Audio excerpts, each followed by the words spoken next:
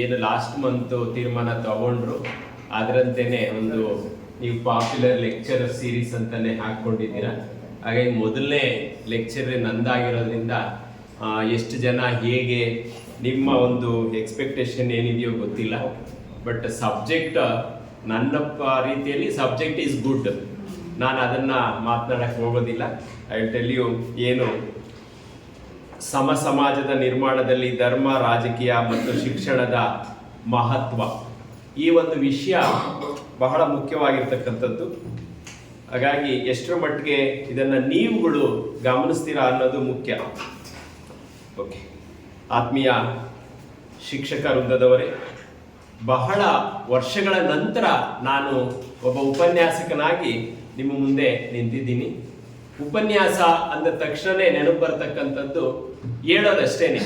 ಅಂದರೆ ಕೇಳಿಸ್ಕೊಳ್ತಾರೋ ಬಿಡ್ತಾರೋ ಗೊತ್ತಿಲ್ಲ, ಹೇಳೋದು ನಮ್ಮ ಕೆಲಸ ಅಂತ. ಆದರೆ ಇಲ್ಲಿ ನಾನು ಆ ಕೆಲಸವನ್ನು ಮಾಡದೆ ಎಲ್ಲೋ ಒಂದು ಕಡೆ ಈ ಒಂದು ವಿಷಯವನ್ನು ನಾನು ಸೆಲೆಕ್ಟ್ ಮಾಡಿದವಾಗೂ ನಾನು ಎಷ್ಟರ ಮಟ್ಟಿಗೆ ಈ ವಿಷಯದ ಬಗ್ಗೆ ನಿಮಗೆ ವಿವರಣೆಯನ್ನು ಕೊಡಬಲ್ಲೆ, ನಿಮ್ಮ ವಿಮರ್ಶೆಗಳಿಗೆ ಪ್ರಶ್ನೆಯನ್ನು ನೀಡಬಲ್ಲೆ ಅನ್ನೋ ಒಂದು ಆತಂಕನೂ ಇತ್ತು, ಭಯನೂ ಇತ್ತು. ಹೇಗೆ ನಾವು ಮೊದಲು ಉಪನ್ಯಾಸಕರಾಗಿ ಹೋದ ವಿದ್ಯಾರ್ಥಿಗಳ ಮುಂದೆ ನಿಂತಾಗ ಹೇಗನ್ಸುತ್ತೋ ಅದೇ ರೀತಿಯ ಮನೋಭಾವ ಸಹ ಇದೆ. ಆದರೆ ಇವತ್ತು ನಾವು ದಿನನಿತ್ಯವೂ ಹೊಸದನ್ನು ಹುಡುಕ್ತಾ ಇರ್ತಕ್ಕಂಥ ಈ ಕಾಲಘಟ್ಟದಲ್ಲಿ ನಾವೆಷ್ಟರ ಮಟ್ಟಿಗೆ ಸಿದ್ಧತೆಯನ್ನು ಮಾಡ್ಕೊಬೇಕಾಗುತ್ತೆ, ಎಷ್ಟು ಮಟ್ಟಿಗೆ ನಾವು ಉಪನ್ಯಾಸವನ್ನು ನೀಡಬೇಕಾಗುತ್ತೆ ಅನ್ನೋದು ನೋಡಿದವಾಗ ಅಷ್ಟೇ ಬಹಳಷ್ಟು ಕಠಿಣಕರ. ನೀವು you are facing that problem. ಎಷ್ಟರ ಮಟ್ಟಿಗೆ ಸ್ಟೂಡೆಂಟ್ಸ್ಗಳನ್ನು ನೋಡ್ತೀವಿ ಅಂತ. ಇಲ್ಲಿ ಧರ್ಮ ಅಂತಕ್ಕಂಥದ್ದು ನಾನು ಕೇವಲ ಒಂದು ಮಾನದಂಡವಾಗಿ ತಗೊಂಡಿದ್ದೀನಿ ಅಷ್ಟೇ. ಅಂದರೆ ಧರ್ಮ ಅಂತಕ್ಕಂಥದ್ದು ಎಷ್ಟರ ಮಟ್ಟಿಗೆ ಇವತ್ತಿನ ದಿನದಲ್ಲಿ ನಾವು ಬಳಸ್ತಾ ಇದ್ದೀವಿ, ಏನು ಧರ್ಮ ಎಂದರೇನು ಅನ್ನೋದಕ್ಕೆ ನಾವು ಸರಿಯಾಗಿ ಯಾರಾದರೂ ಉತ್ತರ ಕೊಡೋಕ್ಕೆ ಸಾಧ್ಯನಾ? What is religion? ಒಂದು ಧರ್ಮ ಎಂದರೇನು ಅಂದ ತಕ್ಷಣನೇ ನಮ್ಮ ಬದುಕಿನಲ್ಲಿ ದಿನನಿತ್ಯವಾಗಿ ನಾವು ಹಾಸುಹೊಕ್ಕಾಗಿರುತ್ತೆ. ಅಂದರೆ ನಮ್ಮ ಬದುಕಿನಲ್ಲಿ ಸೇರಿ ಹೋಗಿರುತ್ತೆ ಅದು. ಒಂದು ಮಗು ಜನನವಾಗ್ತಕ್ಕಂಥ ಮುಂಚಿನಿಂದ ಹಿಡಿದು ನಾವೇನೋ ಒಂದು ಬೋಧನೆಯನ್ನ ಮಾಡ್ತಾ ಇರ್ತೀವಿ, ಅವರಿಗೆ ಒಂದು ನೀತಿಯನ್ನ ಹೇಳ್ತಾ ಇರ್ತೀವಿ. ಆ ನೀತಿ, ಆ ತತ್ವ, ಆ ಸಿದ್ಧಾಂತ ಎಲ್ಲವೂ ಸೇರಿ ಧರ್ಮ ಆಗಿರ್ತಕ್ಕಂಥದ್ದಷ್ಟೇನೆ. ಅದಕ್ಕೆ ಸಪ್ರೇಟ್ ಹೆಸರುಗಳನ್ನ ಕೊಟ್ಕೊಂಡಿದ್ದೀವಿ ಅಷ್ಟೇ. ಏನು ಹಿಂದೂ, ಮುಸ್ಲಿಂ, ಕ್ರೈಸ್ತ ಅಥವಾ ಸಿಖ್, ಇನ್ನೊಂದು ಈ ರೀತಿ ಹೆಸರುಗಳನ್ನ ನಮ್ಮ ಅನುಕೂಲಕ್ಕೆ ತಕ್ಕನಂತೆ ನೀಡಿದ್ದೀವಿ. ಆ ಅನುಕೂಲಕ್ಕೆ ತಕ್ಕಂತೆ ನೀಡಿದ್ರೂ ಸಹ ಧರ್ಮದ ಸಿದ್ಧಾಂತಗಳನ್ನು ಗಮನಿಸಿದವಾಗ ನಮಗೆ ಬಹಳಷ್ಟು ಉತ್ತಮವಾಗಿ ಒಳ್ಳೆಯ ಸಿದ್ಧಾಂತಗಳು ಸಿಗ್ತವೆ. ಯಾವುದ್ರಲ್ಲ ನಾವು ಹೋಗಿ ಒಂದು ನಾನು ಗಮನಿಸಿರೋ ಪ್ರಕಾರ ಇವತ್ತು ಭಗವದ್ಗೀತೆ ಆಗಲಿ, ಬೈಬಲ್ ಆಗಲಿ ಅಥವಾ ಕುರಾನ್ ಆಗಲಿ, ಇವುಗಳಲ್ಲಿ ಹೇಳೋದೇನು ಅಂದರೆ ಅಹಿಂಸೆಯನ್ನ ಬೋಧಿಸ್ತಾ ಹೋಗ್ತವೆ. ಅಹಿಂಸೆಯನ್ನ ಬೋಧಿಸ್ತಕ್ಕಂಥ ಈ ಧರ್ಮ ಗ್ರಂಥಗಳನ್ನು ಓದಿರೂ ಸಹ ನಾವು ಯಾಕೆ ನಾವು ಹಿಂಸೆಗೆ ಹೆಚ್ಚು ಒತ್ತು ಕೊಡ್ತೀವಿ ಅನ್ನೋದು ಗಮನಿಸಿದಾಗ ನಮ್ಮಲ್ಲಿ ಎಲ್ಲೋ ಒಂದು ಕಡೆ ನಮ್ಮ ಆ ಧರ್ಮದ ಬಗೆಗಿನ ತಿಳುವಳಿಕೆ ತಪ್ಪಾಗಿದೆ. ಧರ್ಮವನ್ನು ತಿಳ್ಕೊಳ್ತಕ್ಕಂಥ ನಿಟ್ಟಿನಲ್ಲಿ ತಪ್ಪಾಗಿದೆ. ಇವತ್ತು ಬಹಳ ಸುಲಭವಾಗಿ ಕ್ರಿಯೇಟ್ ಮಾಡ್ತೀವಿ. ಏನು ಹಿಂದೂ ಧರ್ಮ, ಮುಸ್ಲಿಂ, ಎಲ್ಲೋ ಒಂದು ಸಣ್ಣ ಗಲಾಟೆ ಆಯಿತು ಅಂದರೆ ಸಾಕು, ಆಗಲೇ ಅದಕ್ಕೆ ಧರ್ಮದ ಒಂದು ಲೇಪನ ಮಾಡ್ತಾ ಹೋಗ್ತೀವಿ. ಅಂದರೆ ಅವನು ಹಿಂದೂ ಧರ್ಮ, ಈಗ ನಿನ್ನೆ ತಾನೇ ಆಗಿದೆ, ಎಲ್ಲ ಒಂದು ಕಡೆ ಗಲಾಟೆ ಆದ ತಕ್ಷಣನೇ ಹಾಗೇನೆ ಅದನ್ನು ಸೃಷ್ಟಿ ಆಗಿದೆ. ಆದರೆ ಅಲ್ಲಿನೂ ಸಹ ಅಹಿಂಸೆಯನ್ನೇ ಬೋಧಿಸ್ತಕ್ಕಂಥ ಧರ್ಮಗಳಲ್ಲಿ ಯಾಕೆ ನಾವು ಅದನ್ನು ಸ್ವೀಕರಿಸ್ತಾ ಇಲ್ಲ? ಕುರಾನಲ್ಲಿ ಫಸ್ಟ್ ಪೇಜಲ್ಲೇ ಹೇಳುತ್ತೆ, ಮೋಸ್ಟ್ಲಿ ಇಲ್ಲಿ ಇದ್ದಾರೆ ಕುರಾನ್ ಓದಿರ್ತಕ್ಕಂಥವ್ರು, ಹಿಂಸೆ ಮಾಡಬಾರ್ದು, ಯಾರಿಗೂ ತೊಂದರೆ ಕೊಡಬಾರ್ದು, ಅಹಿಂಸೆಯನ್ನ ಸ್ವೀಕರಿಸಬೇಕು ಅನ್ನೋ ಮಾತನ್ನ ಮೊದಲನೇ ಪೇಜಲ್ಲೇ ಹೇಳುತ್ತೆ. ಬೈಬಲ್ಗೆ ಹೋದ್ರೆ ಅಲ್ಲಿ ಅದನ್ನೇ ಬೋಧಿಸುತ್ತೆ, ಭಗವದ್ಗೀತೆಯಲ್ಲಿ ಬಂದ್ರು ಅದನ್ನೇ ಬೋಧಿಸುತ್ತೆ. ಆದ್ರೂ ಸಹ ಧರ್ಮದ ಹೆಸರಿನಲ್ಲಿ ನಾವು ಸೃಷ್ಟಿ ಮಾಡಿರ್ತಕ್ಕಂಥದ್ದು ಎಷ್ಟು ಏನು ಅನ್ನೋದನ್ನ ನೋಡಬಹುದು. ಇನ್ನು ಹಿಂದೂ ಧರ್ಮದಲ್ಲಿ ನಾವು ನೋಡಿದ ಹಿಂದೂ ಧರ್ಮದಲ್ಲಿ ಇರ್ತಕ್ಕಂಥ ಕೆಲವೊಂದು ವಿಷಯಗಳನ್ನ ಹೊರತುಪಡಿಸಿ ಬಹಳಷ್ಟು ಜನ ಆಪೋಸ್ ಮಾಡಿ ಬೇರೆ ರೀತಿಯಲ್ಲಿ ಬೆಳೆದ್ರು. ಅದರಲ್ಲಿ ಪ್ರಮುಖವಾದದ್ದು ಜೈನ ಧರ್ಮ. 10ನೇ ಶತಮಾನದಲ್ಲೇನೆ ಜೈನ ಧರ್ಮ ಯಾವ ರೀತಿ ಹಿಂದೂ ಧರ್ಮದಲ್ಲಿ ಇರ್ತಕ್ಕಂಥ ತಪ್ಪುಗಳನ್ನ ಸರಿಪಡಿಸೋದಕ್ಕೋಸ್ಕರ ಉಟ್ಕೊಂಡಿದ್ದಂಥ ಧರ್ಮ ಜೈನ ಧರ್ಮ. ಆದ್ರೆ ಅಲ್ಲಿ ಹಿಂಸೆ ಇತ್ತು. ಮೊದಲಿಗೆ ಎಲ್ಲ ಒಂದು ಕಡೆ ಪ್ರಾಣಿ ಹಿಂಸೆ ಇತ್ತು, ಪ್ರಾಣಿ ಬಲಿ ಇತ್ತು, ಇವೆಲ್ಲವನ್ನು ಈಗಲೂ ಇರಬಹುದು. ಆದ್ರೆ ಮೊದಲು ಅತಿಯಾಗಿದ್ದದನ್ನ ಜೈನ ಧರ್ಮ ಆಪೋಸ್ ಮಾಡ್ತು. ಅದರ ನಂತರ ಅಹಿಂಸೆಗೆ ಸ್ವಲ್ಪ ಒತ್ತು ಕೊಟ್ಟಂತ ಧರ್ಮ ಹಿಂದೂ ಧರ್ಮ. ಅನಂತರ ಜೈನ ಧರ್ಮದ ನಂತರ ಬಂದಂತ ಪ್ರಮುಖವಾದಂತ ವ್ಯಕ್ತಿ ಬಸವಣ್ಣ. ಬಸವಣ್ಣನ ಒಂದು ತತ್ವವನ್ನು ನಾವು ಆಧರಿಸಿದ್ದೆ ಆದ್ರೆ ಖಂಡಿತ ಹಿಂಸೆ ಅನ್ನೋದೇ ಇರೋದಿಲ್ಲ. ಬಹಳ ನೀಟಾಗಿ ಬಸವಣ್ಣ ವ್ಯಾಖ್ಯಾನವನ್ನ ಕೊಟ್ಟಿದ್ದಾರೆ. ದಯೆ ಇಲ್ಲದ ಧರ್ಮವಾವುದಯ ಅಂದ್ರೆ ಎಷ್ಟು ಒಂದು ಸಣ್ಣ ಕ್ವಶನ್ ಅದು. ದಯೆ ಇಲ್ಲದ ಧರ್ಮವಾವುದಯ ಬಹಳ ಸ್ಪಷ್ಟವಾಗಿ ಇಷ್ಟೊತ್ತು ನಾನು ಮಾತನಾಡಿದ್ದು ಅದೊಂದೇ ಸೆಂಟೆನ್ಸ್. ಅಂದ್ರೆ ದಯೆ ಇರಬೇಕು ಸಕಲ ಪ್ರಾಣಿಗಳೆಲ್ಲರಲ್ಲಿಯೂ. ಮನುಷ್ಯನಲ್ಲಿ ಯಾವ ಮನುಷ್ಯನಲ್ಲಿ ಆ ದಯೆ, ಕರುಣೆ, ಅನುಕಂಪ ಇರೋದಿಲ್ವೋ ಅದು ಧರ್ಮವಲ್ಲ ಅನ್ನೋದು ಬಸವಣ್ಣನವರ ಒಂದು ತತ್ವ. ಆ ಬಸವಣ್ಣನವರು ಸೃಷ್ಟಿ ಮಾಡಿದಂತ ವೀರಶೈವ ಧರ್ಮ ಶ್ರೇಷ್ಠವಾದ ಧರ್ಮವಾಗಿ ನಿಂತ್ಕೊಳ್ತು. ಆದ್ರೆ ಇವತ್ತೇನಾಗಿದೆ ಅದು ಮತ್ತೆ ಅದೇ ಒಂದು ಸೃಷ್ಟಿ, ಅಂದ್ರೆ ಅದನ್ನೇ ಒಂದು ಪಂಗಡವಾಗಿ ವಿಂಗಡಿಸಿದ್ವಿ. ಬಸವಣ್ಣ ಹೇಳಿದ್ದು ಹಿಂದೂ ಧರ್ಮದಲ್ಲಿ ಇರ್ತಕ್ಕಂಥ ಮೌಢ್ಯಗಳನ್ನ, ಜಾತೀಯತೆಯನ್ನ ಎಲ್ಲ ಕಿತ್ತೋಗಿದ್ದು ನಾವೆಲ್ಲರೂ ಒಂದಾಗಿರೋಣ, ನಾವು ಸಮ ಸಮಾಜವನ್ನ ನಿರ್ಮಾಣ ಮಾಡೋಣ ಅನ್ನೋ ಒಂದು ಬದ್ಧತೆಯಿಂದ ಬಂದಂತ ವ್ಯಕ್ತಿ ಬಸವಣ್ಣ. ಆ ಪದ್ಧತಿ ಎಲ್ಲಿಗೋಯ್ತು? ಅವತ್ತೇ 12ನೇ ಶತಮಾನದಲ್ಲಿ ಅಂತರ್ಜಾತಿ ವಿವಾಹವನ್ನ ಮಾಡಿದ್ರು, ಸಹಪಂಕ್ತಿ ಭೋಜನವನ್ನ ಏರ್ಪಡಿಸಿದ್ರು. ಅಂತ ವ್ಯಕ್ತಿಗೆ ನಾವೇನ್ ಮಾಡಿದ್ವಿ? ಅಂತ ವ್ಯಕ್ತಿಯ ವಿರುದ್ಧ ಷಡ್ಯಂತ್ರವನ್ನ ಸೃಷ್ಟಿ ಮಾಡಿದ್ರು. ಅಂತ ವ್ಯಕ್ತಿಯನ್ನ ಕೊಲೆ ಮಾಡೋ ಪ್ರಯತ್ನವನ್ನ ಮಾಡಿ ಸಕ್ಸಸ್ ಆದ್ರು. ಇವತ್ತಿಗೂ ಸಹ ಅಂತಹ ಒಂದು ಷಡ್ಯಂತ್ರ ಮಾಡ್ತಕ್ಕಂಥ, ಅಂತಹ ಕುಯುಕ್ತಿ ಮಾಡ್ತಕ್ಕಂಥ ಜನಗಳು ಸಮಾಜದಲ್ಲಿ ತುಂಬೇ ಇದ್ದಾರೆ. ಅಂದ್ರೆ ಸಮಾಜದ ಒಳಿತಿಗಾಗಿ ಯಾರು ಹೋರಾಟ ಮಾಡಕ್ಕೆ ಹೊರಡ್ತಾರೋ ಅವ್ರ ವಿರುದ್ಧವಾಗಿ ನಿಲ್ತಕ್ಕಂಥ ಜನ ಇವತ್ತಿಗೂ ಸಹ ತುಂಬಿರೋದನ್ನ ನಾವು ನೋಡ್ಬೋದು. ಹಾಗಾಗಿ ಧರ್ಮ ಅನ್ನೋದು ಸಿದ್ಧಾಂತದ ಮೂಲಕ ಸೃಷ್ಟಿಯಾಗೋದಲ್ಲ, ನಮ್ಮ ಮನಸ್ಸಿನಲ್ಲಿ, ನಮ್ಮ ಮಕ್ಕಳಲ್ಲಿ ನಾವು ಬೆಳೆಸಬೇಕಾದಂತ ಒಂದು ನೈತಿಕ ಪ್ರಜ್ಞೆ ಅಂತ ಹೇಳ್ಬೋದು.